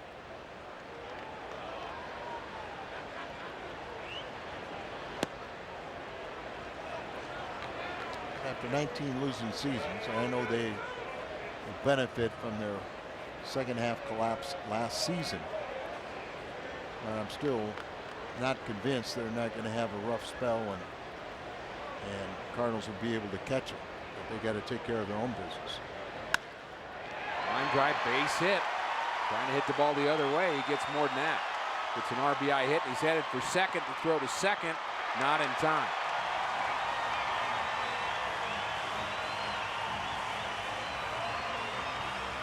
Pacheco showing a little bit of speed, turning that into a double on a ball hit into the right center field gap. And he is the tying run now in scoring position for Colorado in the 6th inning. Drives in his 22nd run. Good inside out stroke. Remember John Jay, a left-handed throwing center fielder. He has to go in here, and then he tries to get to a position where he can kind of circle that ball, get something behind the throw. He had a good throw and got rid of it quickly, but then it took a high bounce, and that's what allowed Pacheco to slide under the tag. I think we would agree that John Jay has very good range to get to balls in the outfield from left to right. He has good hands, has good mechanics, does not have the strongest throwing arm. Has an accurate arm, but not the strongest arm. If you're quick and accurate, you can make up for arm strength. There's Fernando Salas. But that fact has to be in the mind of Pacheco Sure. as he's rounding first base, headed to second, thinking, well, I'm going to make John Jay throw me out. And I think the psychology of playing in this big ballpark is you know that he's got a lot of extra base hits. You're always going to challenge outfielders.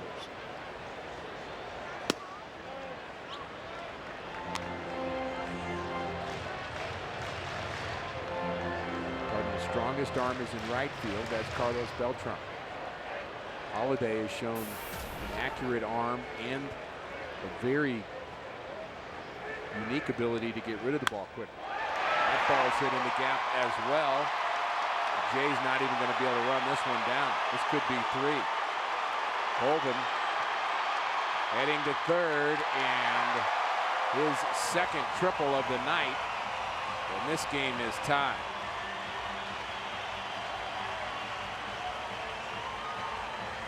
Three extra base hits for the Rockies here in the 6th. And this ball gets to the wall, so Colvin with his good speed gets his second triple. Drives in his 42nd run.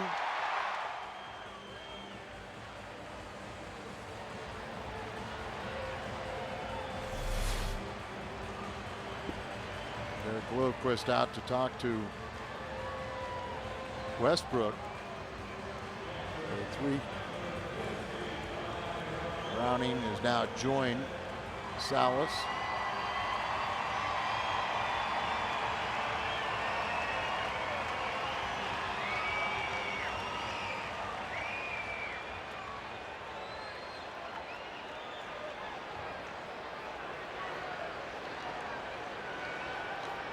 Infield in for the Cardinals. Slider, strike 1 to Hernandez.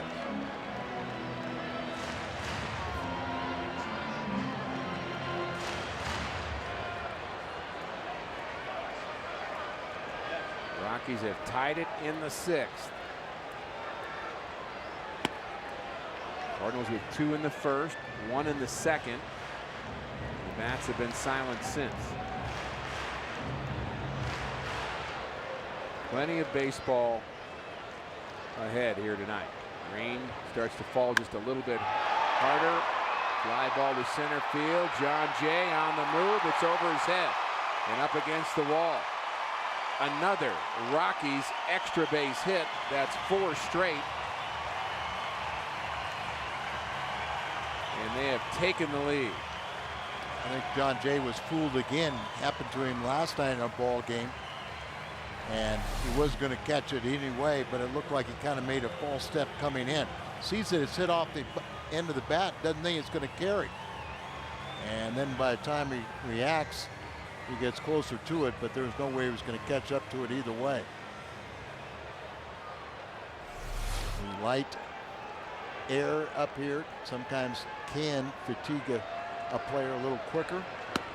I was talking with Skip Schumacher, and he goes, he had never seen the ball carry as well as it did last night in his playing time here at Coors Field. We saw that with a couple of balls that we couldn't believe went as far as they did.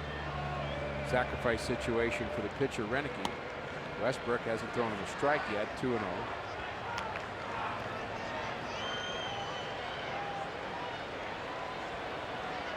We have seen Jake Westbrook roll along in games before and then just have a stretch where he can't get an out. That's what he's dealing with right now. The 2-0, bunted foul. Cardinals had the wheel play on. Scalzo is headed to third. Tyler Green on the move to first. The entire middle of the infield was open. Cardinals are going to try to get the lead runner here, Hernandez. They're daring Renicky to swing the bat. Wheel play is on again.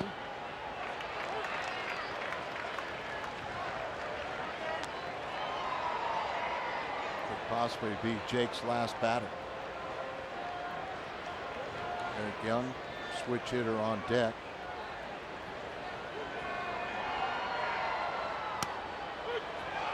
Because of the wheel play there, that Ramon Hernandez, the runner at second base, really just kind of took off. So everybody's covering to different bags. So watch the runner. He takes off, and knowing that, okay, I can get that huge lead because there's nobody at the second base bag for Yachty to throw to. Tyler's going to have to hang a bit longer, and they let him swing away. There's a break. A lot of thinking going on with that 3-2 pitch. Renicky bounces out 1-3, so he doesn't move the runner along. Westbrook with a break. We'll watch the defense of the Cardinals. This time they kind of held ground at second base, and so a little tapper right back to the mound. Easy play for Westbrook. And they couldn't double off the runner at second. A lot of times on the wheel play, the shortstop will be the one keeping the runner close, and then he'll keep him close, and then he'll take off for third. Yeah. In this case, the Cardinals were using Tyler Green to hold him. And that was smart base running by Hernandez to get those good jumps. Ground ball to second. Tyler Green has it. 2 outs.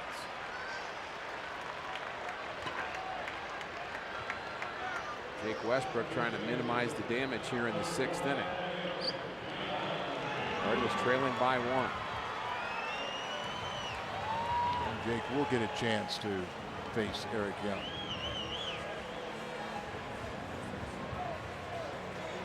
Young 0 for 2, also a walk. Last time up, lined the ball to left field, sinking line drive that Holiday made the play.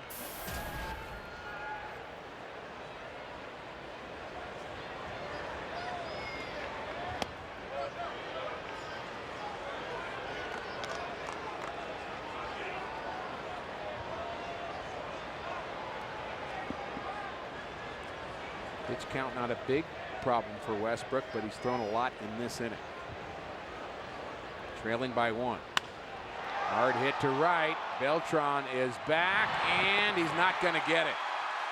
The Rockies score another.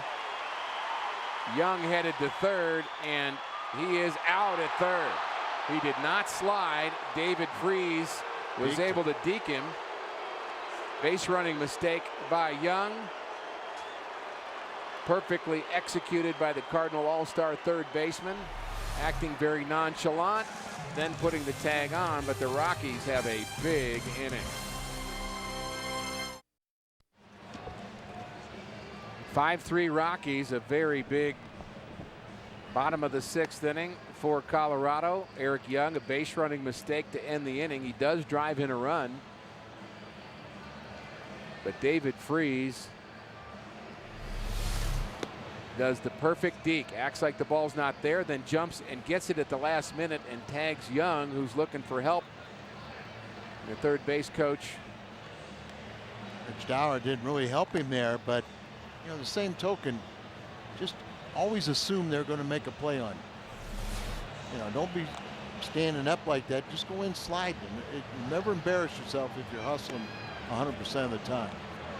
But he could have gotten some help from his third base coach. I agree. He didn't seem to be emphatically telling him to slide, and you really have to be the eyes for your runner in that position. But again, no excuse for Eric Young, who's thrown out by Tyler Green on the relay from Carlos Beltran. Time for our AT&T trivia question. Name the only team with 3 or more starters with double-digit wins this season. The answer is the Yankees. They actually have 4 pitchers with 10 or more wins. They each have 10 wins. Now, Derek Lilliquist was hoping that Westbrook would pick up his 10th win, and he could have had 3 with 10. That would have been, I believe, the most in the National League. The only other team with 3. If they would have been able to get a win for Jake and Westbrook. We still can. Schumacher hitting for Westbrook. Time to score some runs. 5-3 Rockies. Rex Brothers, lefty.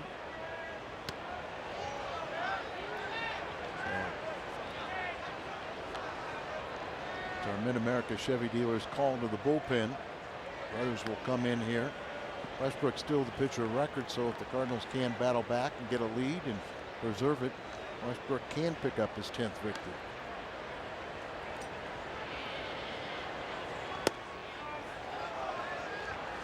Three and 0. A couple of left-handers in the bullpen for Colorado. They have Brothers and Matt Reynolds, who we saw here last night. And they have 6 right-handers. Here's a strike. The closer is Rafael Betancourt, who was rumored to be traded a few different times in the last week. But he's happy to still be a Rocky. There's another strike. Betancourt has 17 saves on the season. And Jim Tracy was very appreciative that he was not traded. He said it just didn't get enough compensation for him. And what we remember about Betancourt is he works slow as molasses. It's on his baseball card. It's on the back. Betancourt, good pitcher, good stuff. Slow as molasses. Slow as molasses. Watch out. Leadoff walk for Schumacher.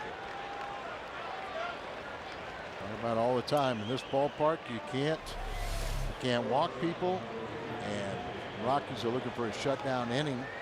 97 miles an hour. Brothers gets a lot of strikeouts. And he's been averaging 11.9 strikeouts per 9 innings. 52 strikeouts in 39 plus innings. Daniel Descalso has bounced out 3 times, and that is a line drive base hit to right for Descalso. So the lefty's coming through. Schumacher with the walk and Descalso with the base hit. Maybe just Jake Westbrook can win his 10th game of the season. Keep it going. A nice solid base hit right up the middle. Swinging the bat good against left-handed pitching, but his first hit today, 0 for 4.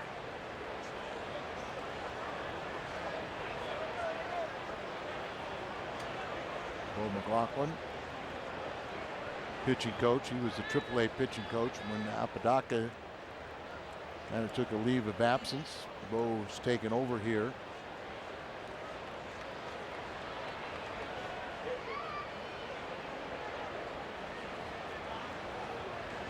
And I'm sure it's also to get the right-hander warming up as quick as possible. Josh Renicky pitched very well out of the Rockies bullpen tonight. 2 innings, 2 hits, no runs, no walks, and a strikeout. Brother's the 3rd pitcher for the Rockies, and we're going to see some more, that's for sure, before this one is over.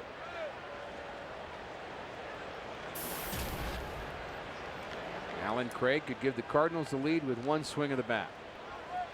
I have no doubt about that possibility. 3 for 3 with a couple walks and 3 RBIs last night. He's 1 for 3 today. Hits left-handers very well.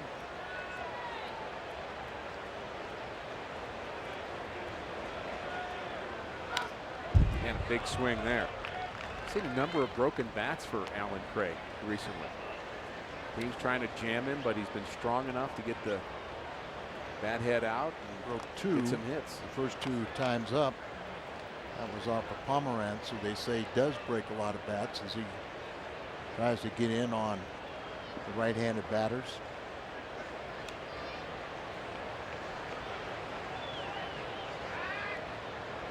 When I think of broken bats, I think of Dave Drevecki. He could break bats with the best of them. He lives here in Colorado now, the former pitcher for the San Francisco Giants. And dear friend. Very inspirational person, isn't he? Very inspirational. Cancer survivor.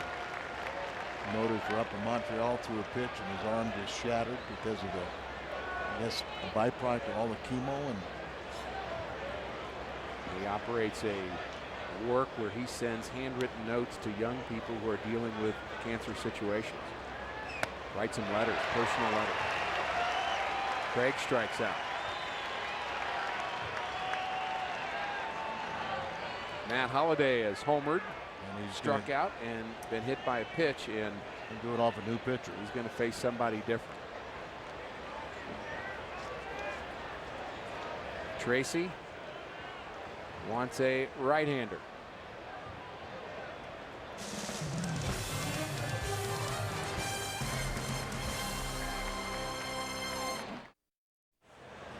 Matt Holliday has provided some Cardinal offense already here tonight. Cardinals trailing in the 7th, but earlier it was Holliday going the other way with our Nissan drive of the game. His home run was his 20th of the season. He has 72 RBIs, and he can catch Carlos Beltran with RBIs at 75 and become the leader in the National League if he hits another one here. Yeah, it snuck on you pretty quick. Sure has. I mentioned he hit 363 in both June and July.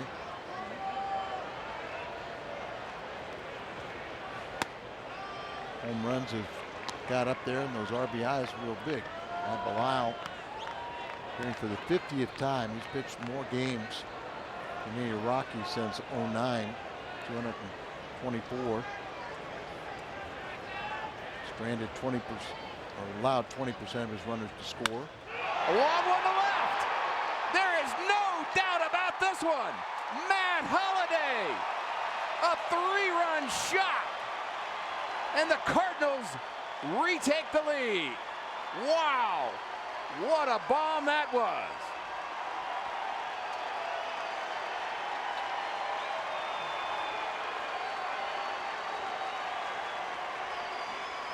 And Jake Westbrook right now can be the winner if the bullpen can hold it. And Matt Holliday does tie Beltran for the league lead in RBIs. Wow. There was no doubt about this one. Almost reached the back row up by the concession stands out there in left field. His 5th home run. 5th home run. And the Rockies this year now 16 RBIs against the Rockies. 5 RBIs on the night with his 2 home runs. He's had 2 homers to right, but he absolutely turned on that one. He said even though he had a slow April, he was putting his name in the MVP category. I wonder if Eric Young is wishing he'd have slid now.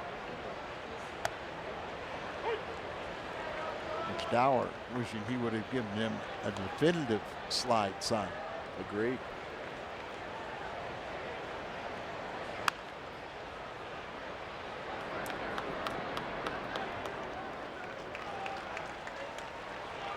Beltran bounces out. Things just got serious because the Cardinals scored 6 tonight. Any size drink is just 50 cents all day tomorrow at your nearest on the run at Mobile. This year 6 is a serious number. I notice all the starting pitchers go over to either sit or stand near and talk with Holiday. Wainwright standing there. I think Joe Kelly. Now Lance Lynn comes over. Hey, you know, Lance going, I'm pitching tomorrow. And you're not allowed to have a day off. Lance still getting the most run support of any National League pitcher. He hasn't needed it that often. Did his last time. Westbrook sure not completely happy with his outing. Mike Matheny leaving him in there in the 6th inning. 1, 2, 3, 4, 5 extra base hits in that inning, and things just fell apart for him. 6 innings, 9 hits, 5 runs, 4 walks, and 2 strikeouts for Westbrook. You know, you can get tricked a little bit with a sinker ball pitcher because you're always expecting him to get another ground ball, turn a double play, but he was giving up too many extra base hits that inning. I would say he would be the most difficult Cardinal to figure out when to go get him in terms of their rotation. I think some guys are obvious when they're out of gas. For him, not so obvious. Freeze strikes out, but Matt Holliday thrills us again with a towering blast to left center. A no-doubter. The Cardinals lead 6-5. Cardinals lead the Rockies 6-5 thanks to Matt Holliday. He is our Schnucks difference maker. Couple of home runs tonight, 5 RBIs. So many RBIs, in fact, that we want to show you the leaderboard in the National League. And look at the 2 names atop. Both Cardinals. Key to that inning, the Skip Schumacher walk to lead off the inning, and then Daniel Descalzo following with a base hit. Their newest Cardinal, Edward Mujica, he will take over here. Was acquired yesterday in a trade from minor league infielder Zach Cox, the Cardinals' #1 draft pick in 2010. Held right-handed batters to a .211 average with Miami. And this is really what they got him for. Bridge the gap from the starter to a reliable 8th and 9th inning, Boggs and Mott. And he gets a ground ball. Cardinal debut starts in good fashion. Gets out pretty tough hitter in Josh Rutledge, who has had just 1 hit tonight, but he's had 9 multi-hit games in his first 16 big league appearances. He is 28 years of age, 7 years of major league experience. And a new dad. And a new dad. We learned that from Jim Hayes. Understands it's a business, but timing wasn't that great as their wife gave birth to their first child in July. They're back in Miami. Well, I'm sure they'll try and get to St. Louis as quick as possible.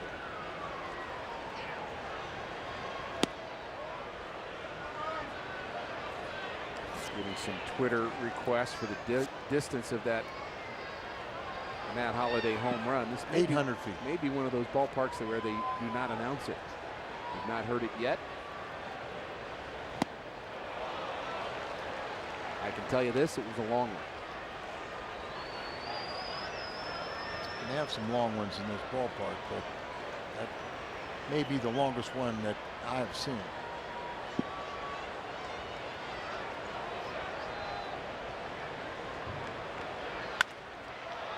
Hard hit, but handled by Tyler Green. He throws out the dangerous Carlos Gonzalez. Taking a look at the deadline deals. Reds, the Pirates, and the Cardinals. Pirates the most active. And we'll just see who's the most successful as time marches on. Jonathan Broxton, former closer of the Dodgers, was with Kansas City. He will be a setup man for the Reds bullpen. Rick, we've seen a lot of times at trade deadline, a club like the Pirates, you can add too many people and disrupt the chemistry. Exactly.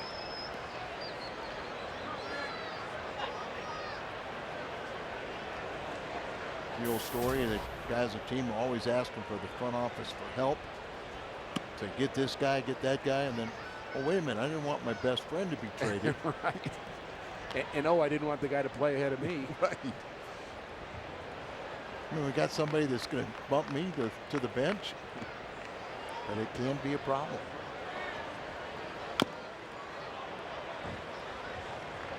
Very small glove from Mojica. I wanted the big one for protection. No question. I never liked the conversation personally when players start talking about going out and get me some help, because all that is an insult to somebody on your team. You're right. And I just think it's the wrong conversation. Behind closed doors, maybe, but publicly, no.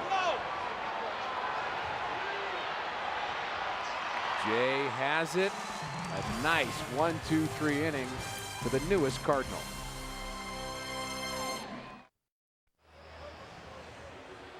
Welcome back to Cardinals baseball on Fox Sports Midwest. Let's go to Pat Paris in our studio with a Bommarito Sports update. Pat?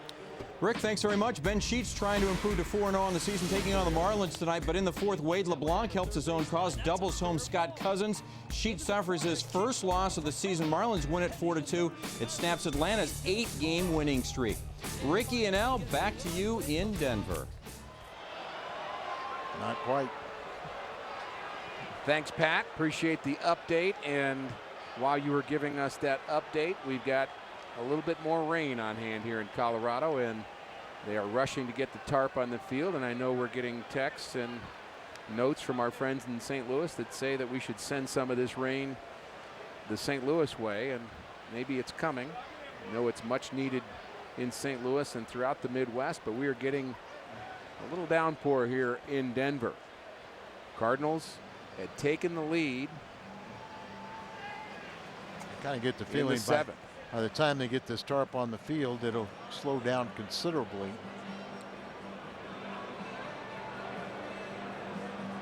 We are in a Helitech rain delay. And while we sort this out and we find out how long this will be, we'll go to a little bit of a break. Welcome back to Denver, Colorado. We are in a Helitech rain delay. The Cardinals are leading 6-5. For those of you just joining us, Matt Holliday has supplied the offense. This first home run came early. It was an opposite fielder, two-run shot. And the Cardinals get the lead with this 452-foot home run to left. 3 RBIs for Holliday. He has now tied Carlos Beltran in the National League with RBIs with that blast. Well, Matt was hit by a pitch in the 5th inning. Might have made him mad, and he responded. Hopefully this game, and the rain has really lightened up, so we think we will resume play pretty quickly. But Cardinals need to win this one, and they got the lead. And we do hope we will return to play quickly. But for now, we're going to send you to Cardinals Legends. We hope you'll enjoy. Stay with us. We continue our Helitech rain delay here in Colorado. The Cardinals leading the Rockies 6-5.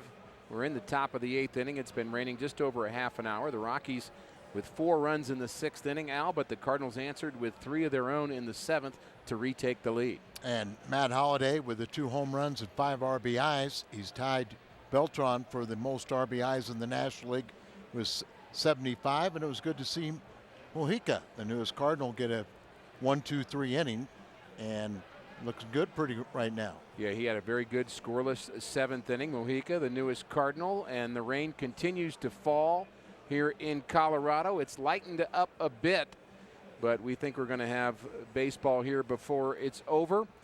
But for now, we're going to send you back to our studio, and we're going to have another edition of Cardinals Legends. Stay with us. We'll have baseball before too long.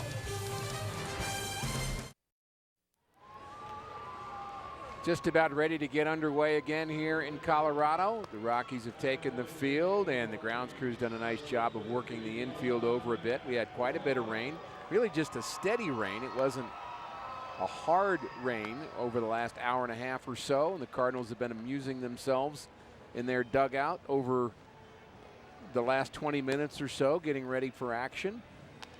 We saw Adam Wainwright in the dugout doing impersonations of all of his teammates. We found that to be funny. So they're having a good time here tonight, and of course are enjoying a lead here, Al Raboski, and we can thank Matt Holliday for that.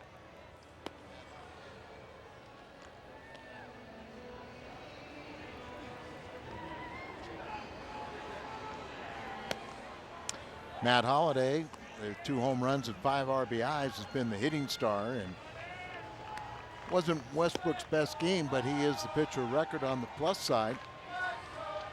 So you see Matt Reynolds will take over here, but he said Matt Holliday, 17th career multi-home run game, 5 RBIs.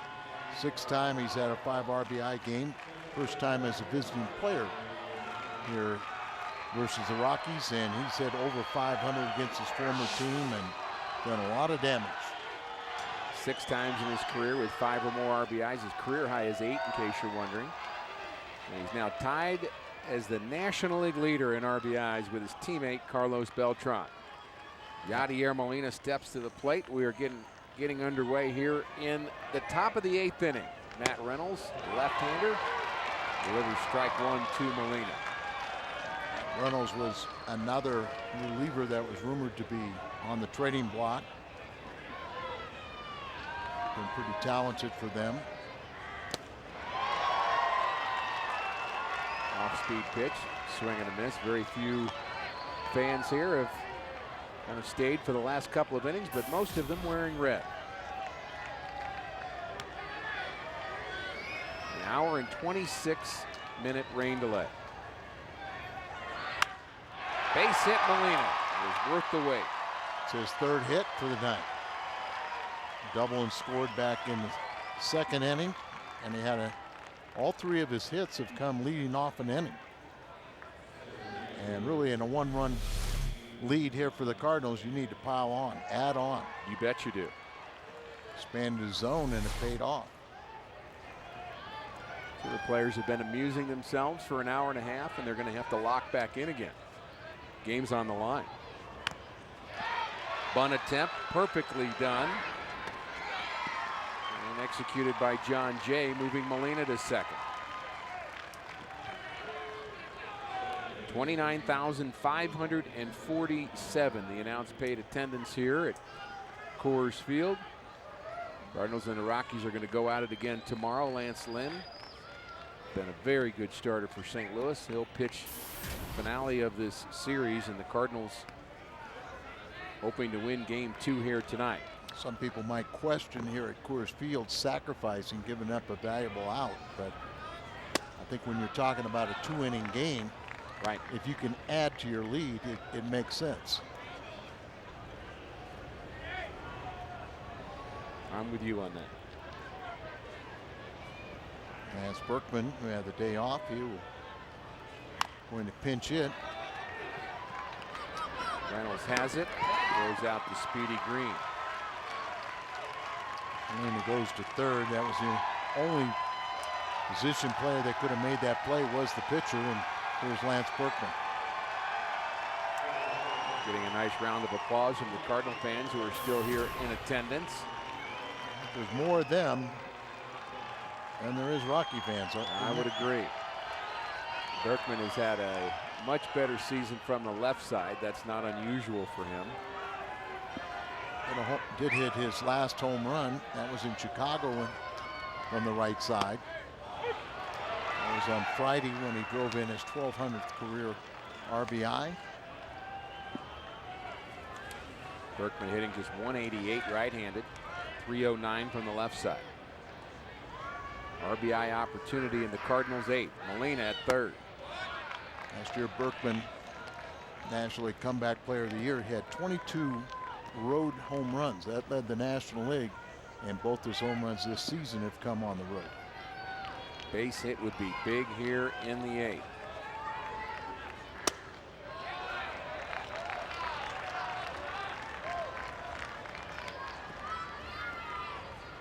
Cardinals have 10 hits on the night. I mentioned Molina has 3 of them. Now they're going to walk Lance behind in the count, and they're going to let the lefty Reynolds face Descalzo.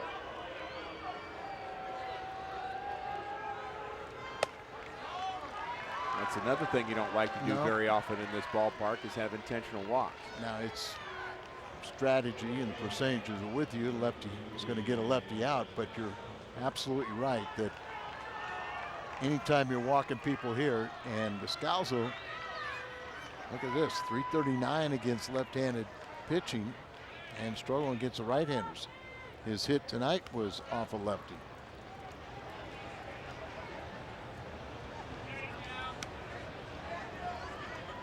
Descalzo 1 for 4. He takes a slider.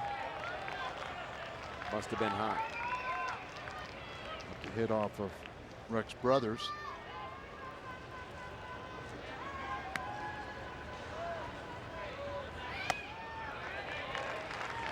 Two and 0.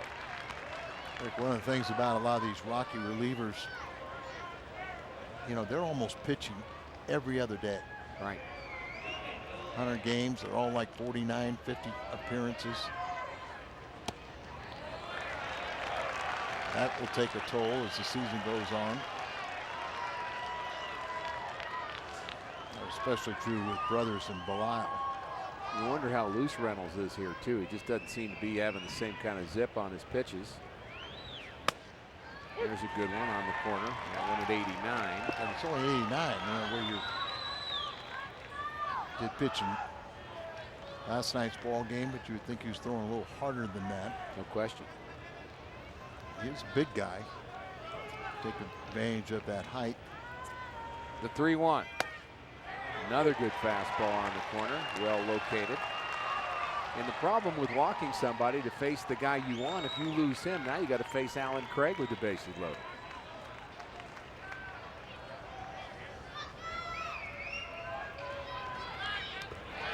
And it's in the dirt. It gets away. Here comes Molina.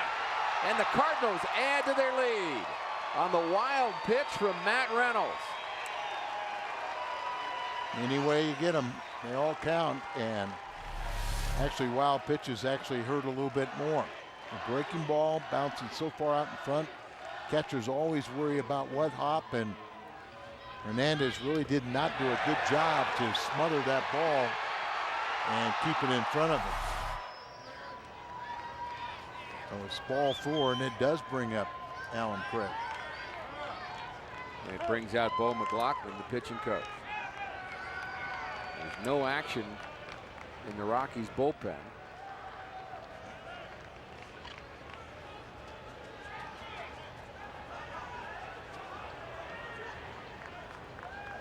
Bo came up to the big club from AAA when Apodaca kind of said, I need a break. And he decided to go to this controversial 75 pitch limit, 4 starters.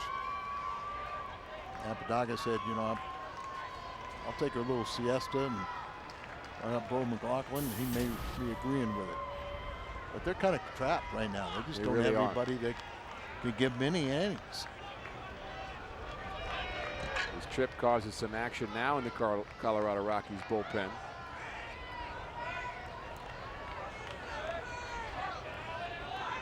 Alan Craig takes strike 1.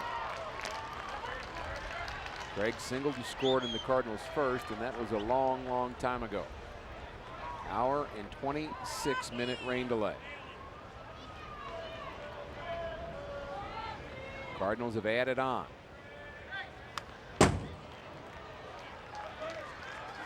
Yadier Molina led this inning off with a base hit. John Jay sacrificed him to second. Tyler Green bounced out. Molina went to third.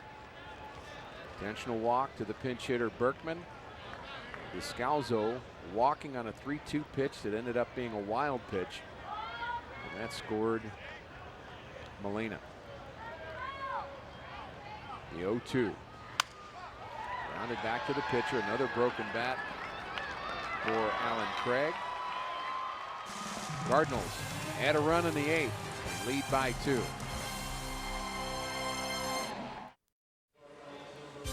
Cardinals baseball on Fox Sports Midwest is brought to you by Bud Light Lime. Summer is calling. And by Taco Bell. Live Moss. We have resumed play here in Denver after a nearly hour-and-a-half rain delay. Mitchell Boggs, the 8th inning specialist for the Cardinals, has been given a 2-run lead. And he has been very good. 7 2/3 consecutive scoreless innings for Boggs. That covers 20 straight scoreless appearances. That's a team season high and second active in the National League. And he will follow Edward Mujica, who looked pretty good. So far, so good with him. That's right. He acquired for the 7th inning. He had a 1-2-3 first outing for his new ball club. And he faced the tough part of the order here for the Rockies, too, in Rutledge and Carlos Gonzalez, 2-3-4. Boggs threw a scoreless 8th inning last night.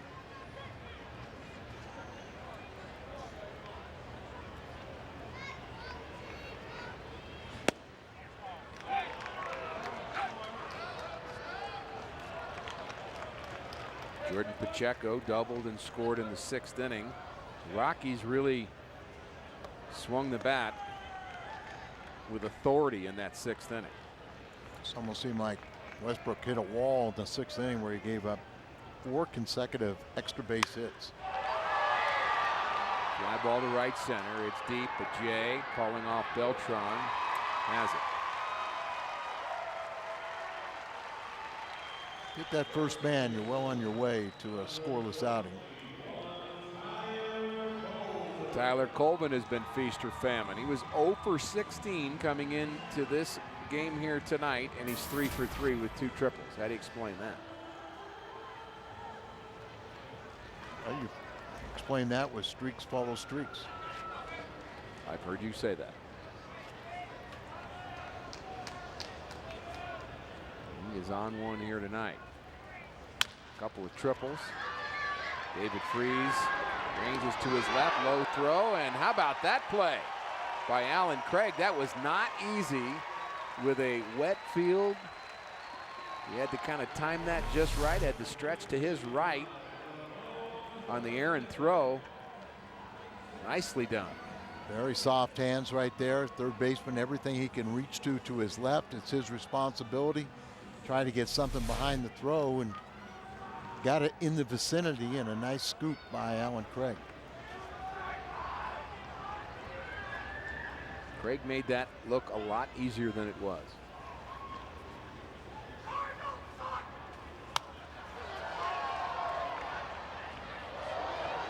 I heard one Rocky fan.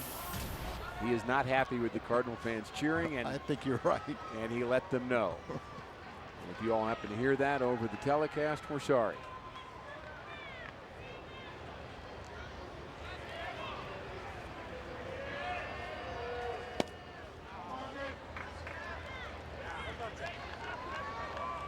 This has the feel of the games back in the day in Pittsburgh, where you'd have about 150 to 200 fans at some games. Or Milwaukee. You could just hear everything everybody said. And late in the game, it would be just the Cardinal fans in a visiting ballpark. It just felt like it seemed louder with less people in it because you could actually hear what they were saying. Well, and Hernandez has had a nice night. That's Sure his has. 3rd hit and a pair of RBIs. As long as you keep him to a single, and as long as they're 2-out singles, you got a good chance to. And this would be Fowler. He's been battling the flu the last couple days. Was actually hoping to have a 1-2-3 inning with Boggs there, so you could hope to not have to see Carlos Gonzalez in the ninth.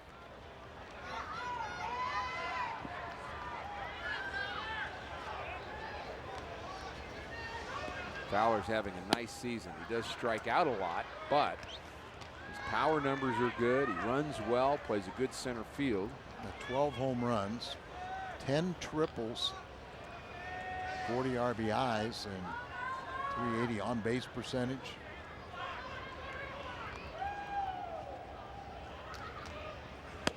He's one of those switch hitters that's very even left and right. 299 right-handed, 292 left.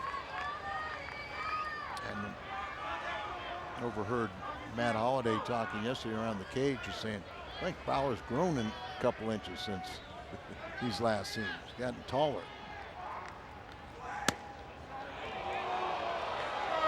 Just missing the outside corner is Boggs.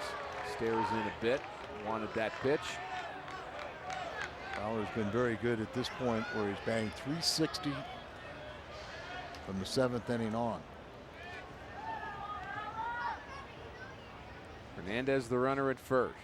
Fowler, the tying run at the plate. Swing and a miss. Good fastball. That one at 97 from Mitchell Boggs. Little hop to it. Sent him down and away. Hits it on the outside part of the plate. Overpowers him. Fowler leads the major leagues with those 10 triples and tied with Nefi Perez for 49 triples.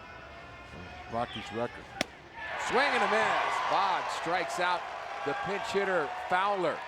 So the 8th inning man does his job again. On to the 9th. We're going to see that man again.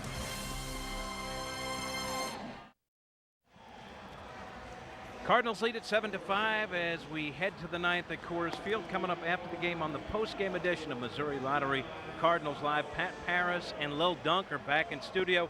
The art of opposite field hitting, or as Lil Dunk calls it, going oppo. They'll have that. Matt Holliday absolutely punishing his old team. They'll take a look at that. And we'll have Mike Matheny's post-game thoughts as well. Matt Holliday's numbers against the Rockies, just plain ridiculous. Rick, we send it back to you. Thanks, Cat. Appreciate your hard work today. Matt Holliday has also worked pretty hard. A couple of home runs, 452 feet the last one. And it was a bomb. 5 RBIs. And he'll face a new Rockies pitcher. This is Carlos Torres. Been outstanding for them. He played last year in Japan. Currently has a 12 scoreless inning streak. And during that time, he's just allowed 1 hit. Batters are 1 for 37 against him, 4 walks, and he struck out 12 in 12 innings. There's a 105 opponent's batting average, lowest ever by a Rockies pitcher.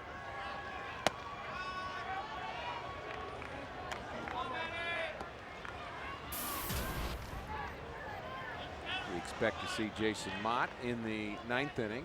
Mitchell Boggs a good 8th. Mujica a good 7th. And wouldn't mind another run here tacked on in the top of the 9th inning. You have Holliday, Beltran, and Freese.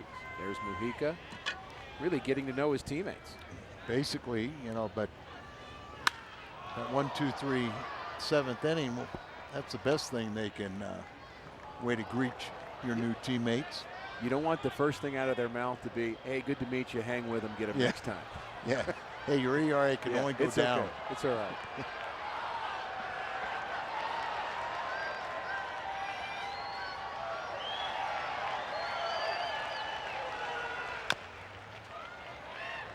Foul ball is becoming a fun little competition here at the ballpark. A lot of noise as fans are tracking down foul balls hit into vacant areas. My rookie card was a 3-player card with Bob Chalupsa and Stinson. Bob Stinson. And Bob Chalupsa was a 6'8" pitcher that threw about 78.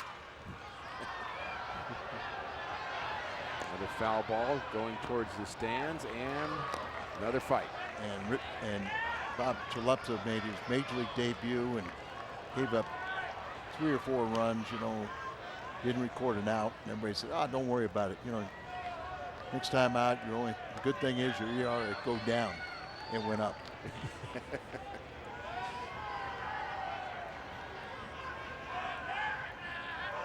That's a bad start. Another base hit for Holliday. Time he goes to right field. Second baseman Herrera was way up the middle. Expecting him to pull the ball, but very good piece of hitting. See where he's near, almost second behind second base, and he just hits it right to the normal second base spot. We caught that ball. We've seen Holiday hit so many balls to the right side. Well, the only thing I know, if I'm an infield, I'm going to play deep, because he hits the ball so hard. Beltran pops up. Pacheco giving chase. Now, we did see Holiday robbed of a base hit with the second baseman playing exactly where Herrera was playing early in this series. So sometimes it works and sometimes it doesn't.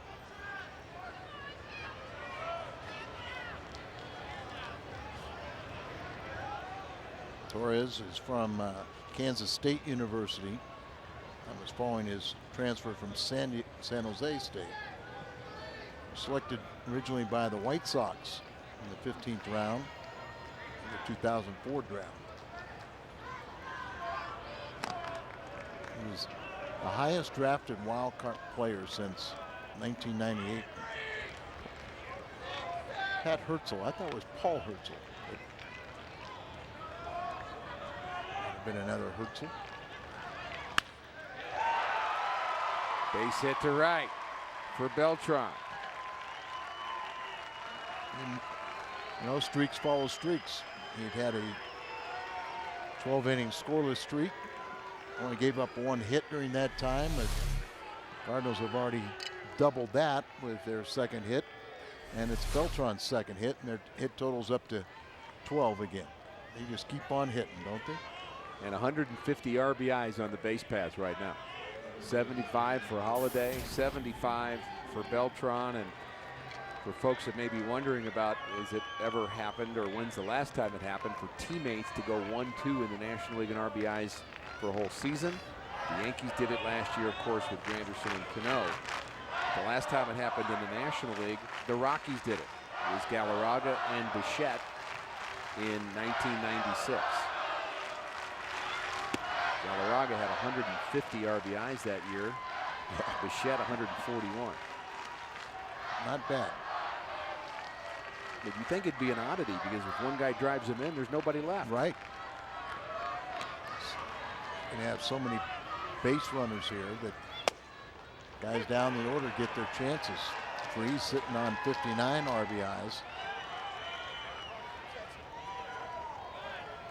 His average at 317 currently.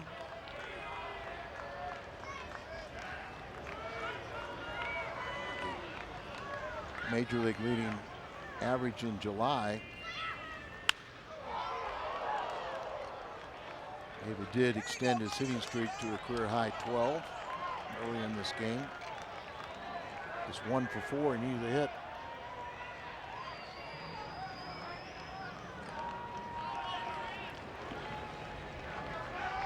He's on pace for a 92 RBI season himself.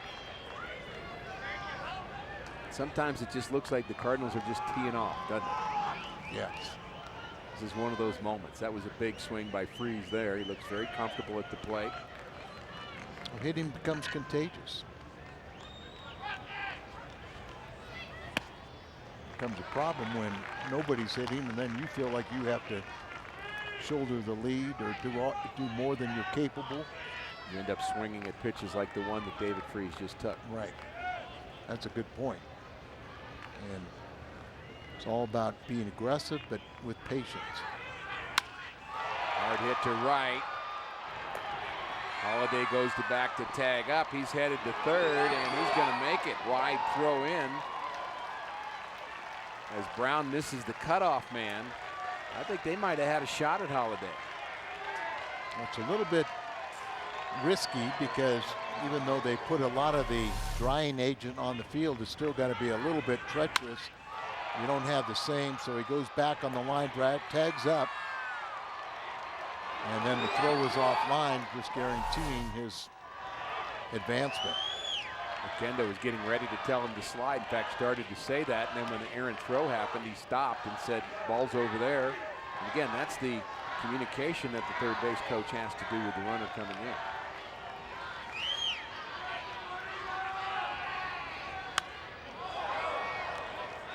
Molina with 3 hits already, scored a run last inning after play resumed after the rain delay. And Beltran, because of the playing conditions and just trying to keep him on the field, doesn't advance, but I think Mike Matheny's happy with that. In the sense that doesn't want him to risk injury by trying to do something, trying to really push it.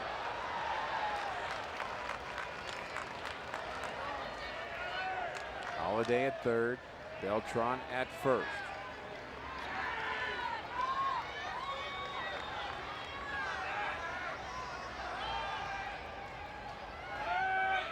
For those of you who just joined us, or for those who have been with us for a long time and may have forgotten, Jake Westbrook and Drew Pomeranz were the starting pitchers.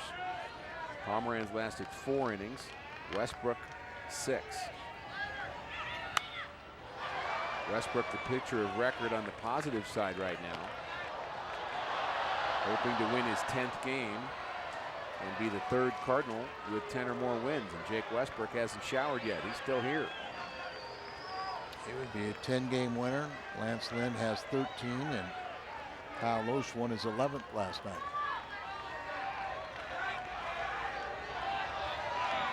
There goes Beltran. The pitch is low, and he is safe at second base. Beltran steals his 10th bag of the year. What you asked me earlier today? When's the last time Carlos Beltran stole a base? That just was my a second question. ago. Thank you. You were delaying your answer until now. We stole a lot early on. And that could be a big deal right there. You bet. Look at the center fielder, Eric Young. I don't think I've ever seen anybody play that shallow in this ballpark.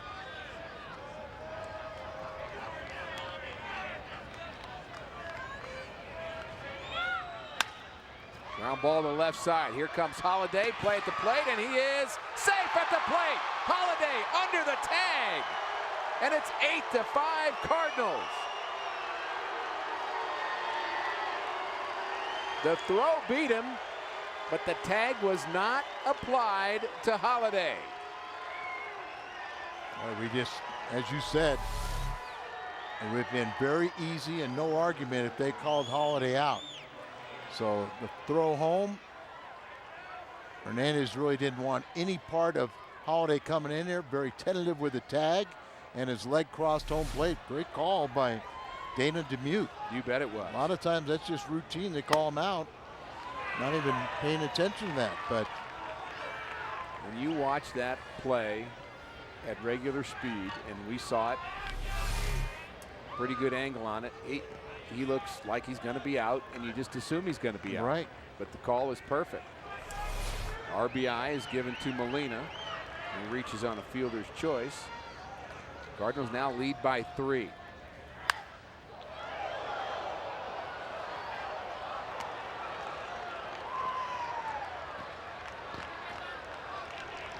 John Jay looking for his first hit of the night.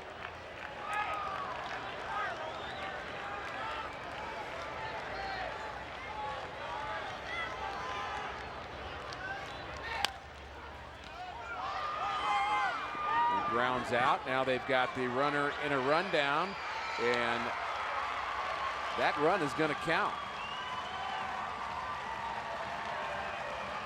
The play is made at first base, but Beltran is able to score. The umpire's actually having a conversation about it now. We'll sort it out, but that run should count.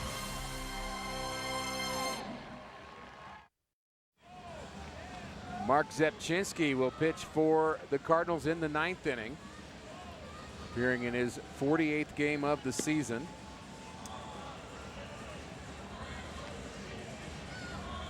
And the relievers have had to wait a long time to get their action tonight. And we'll see how sharp Zepchinski is. This copyrighted telecast is presented by the authority of the St. Louis Cardinals and may not be reproduced or retransmitted in any form. And the accounts and descriptions of this game may not be disseminated without the express written consent of the St. Louis Cardinals.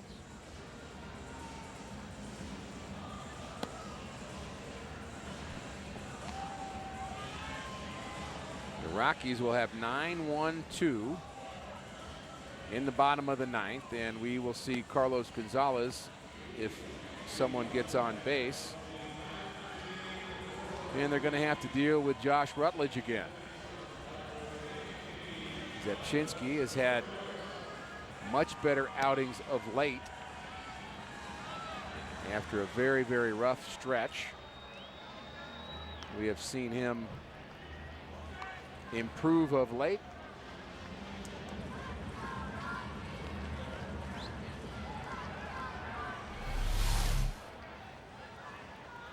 And here is the last play that ended the top of the ninth. He touches first base. Beltran scores. Now it's a rundown. And the rundown produces a non-forced out, and that means that run counts, and it's 9-5 Cardinals. And I think it's a mistake by Colvin to allow that run to score.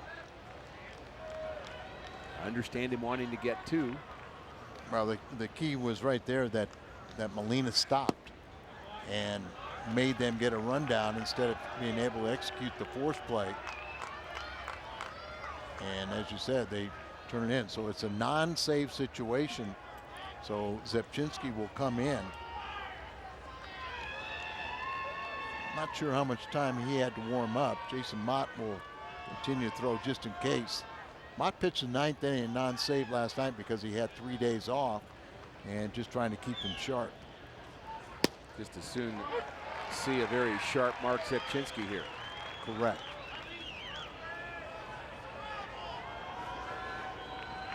Facing Jonathan Herrera. He came in the fifth, batting from the right side here, and a little tapper in front of the plate. Molina pounces on it. I thought it appeared, and I can't tell from here, but it looked like the way the ball changed direction, I thought it might have hit the runner, but and otherwise it might have just had a lot of English on it, but the way it spun and changed direction, I thought it might have hit the runner, but apparently it did not. So he's reaching for it. It's right in front of the plate. He takes off running, and sometimes you'll run into that ball. And he looked at it the whole way. How about that? So it did not hit him, but he's going to be dead out with Molina back there. No question. Now Eric Young takes strike one.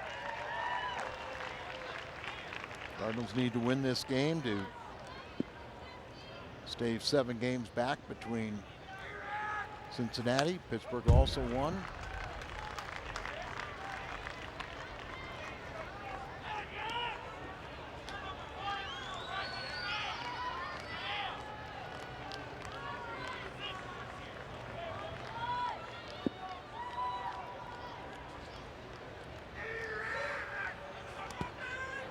Rockies have lost 6 straight games here at home.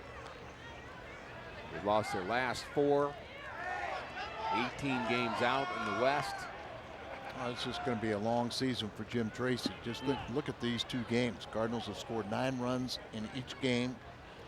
Both times the Rockies starter only goes 4 innings. Fly ball to center.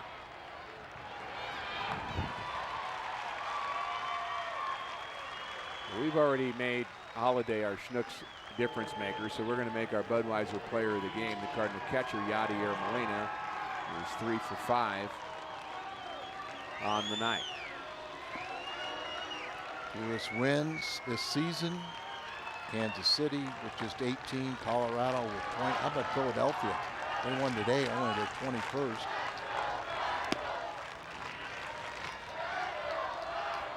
By the way, Kansas City did win today. So they have bounced all the way up to 19.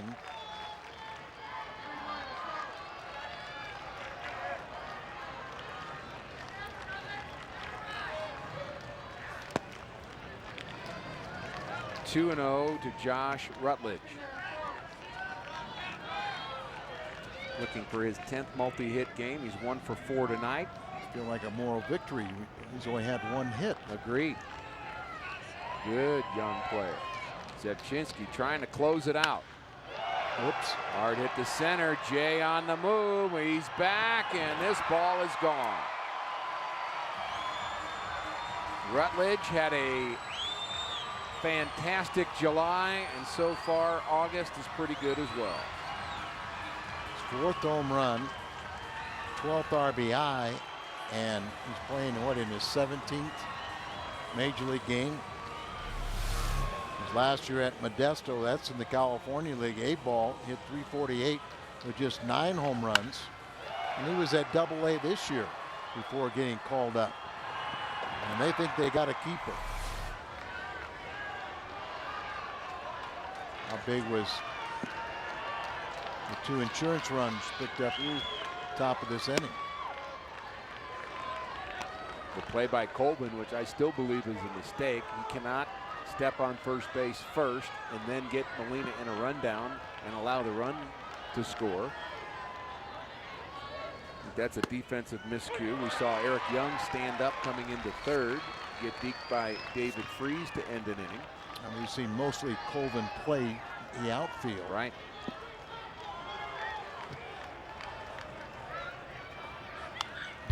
I still say there's more teaching done at this level than ever before. And it's one of the things that they'll go over. And you need more players to play more positions too. Yes.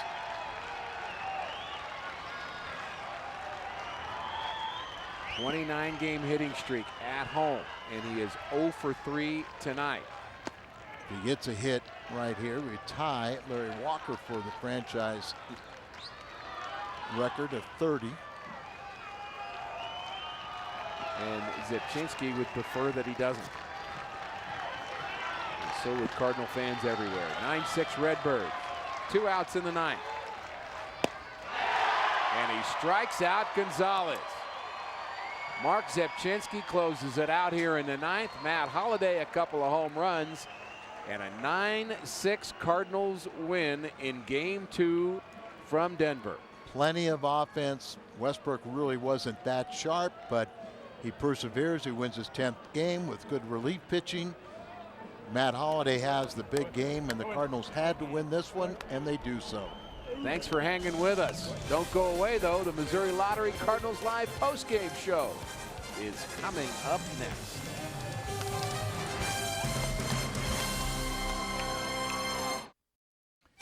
Well, after a rain delay, the Cardinals persevere. 9-6 the final at Coors Field. Chris Dunk and I here to break it all down. Your thoughts, Little Dunk?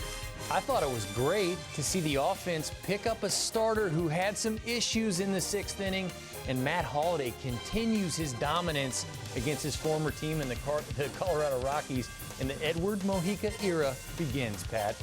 Much more from Dunk coming up. Plus, after last night's offensive explosion, the Redbirds, they were able to duplicate that Rocky Mountain High. We'll break it down.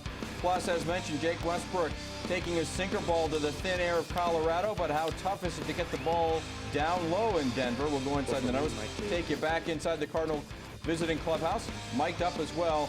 Plus, our first trip inside the Dunk Tank. Dunk, it's the first day of Get Ready for Kindergarten Month. You may not be ready for kindergarten, but Chris, you're ready for Cardinals Live, and it's next.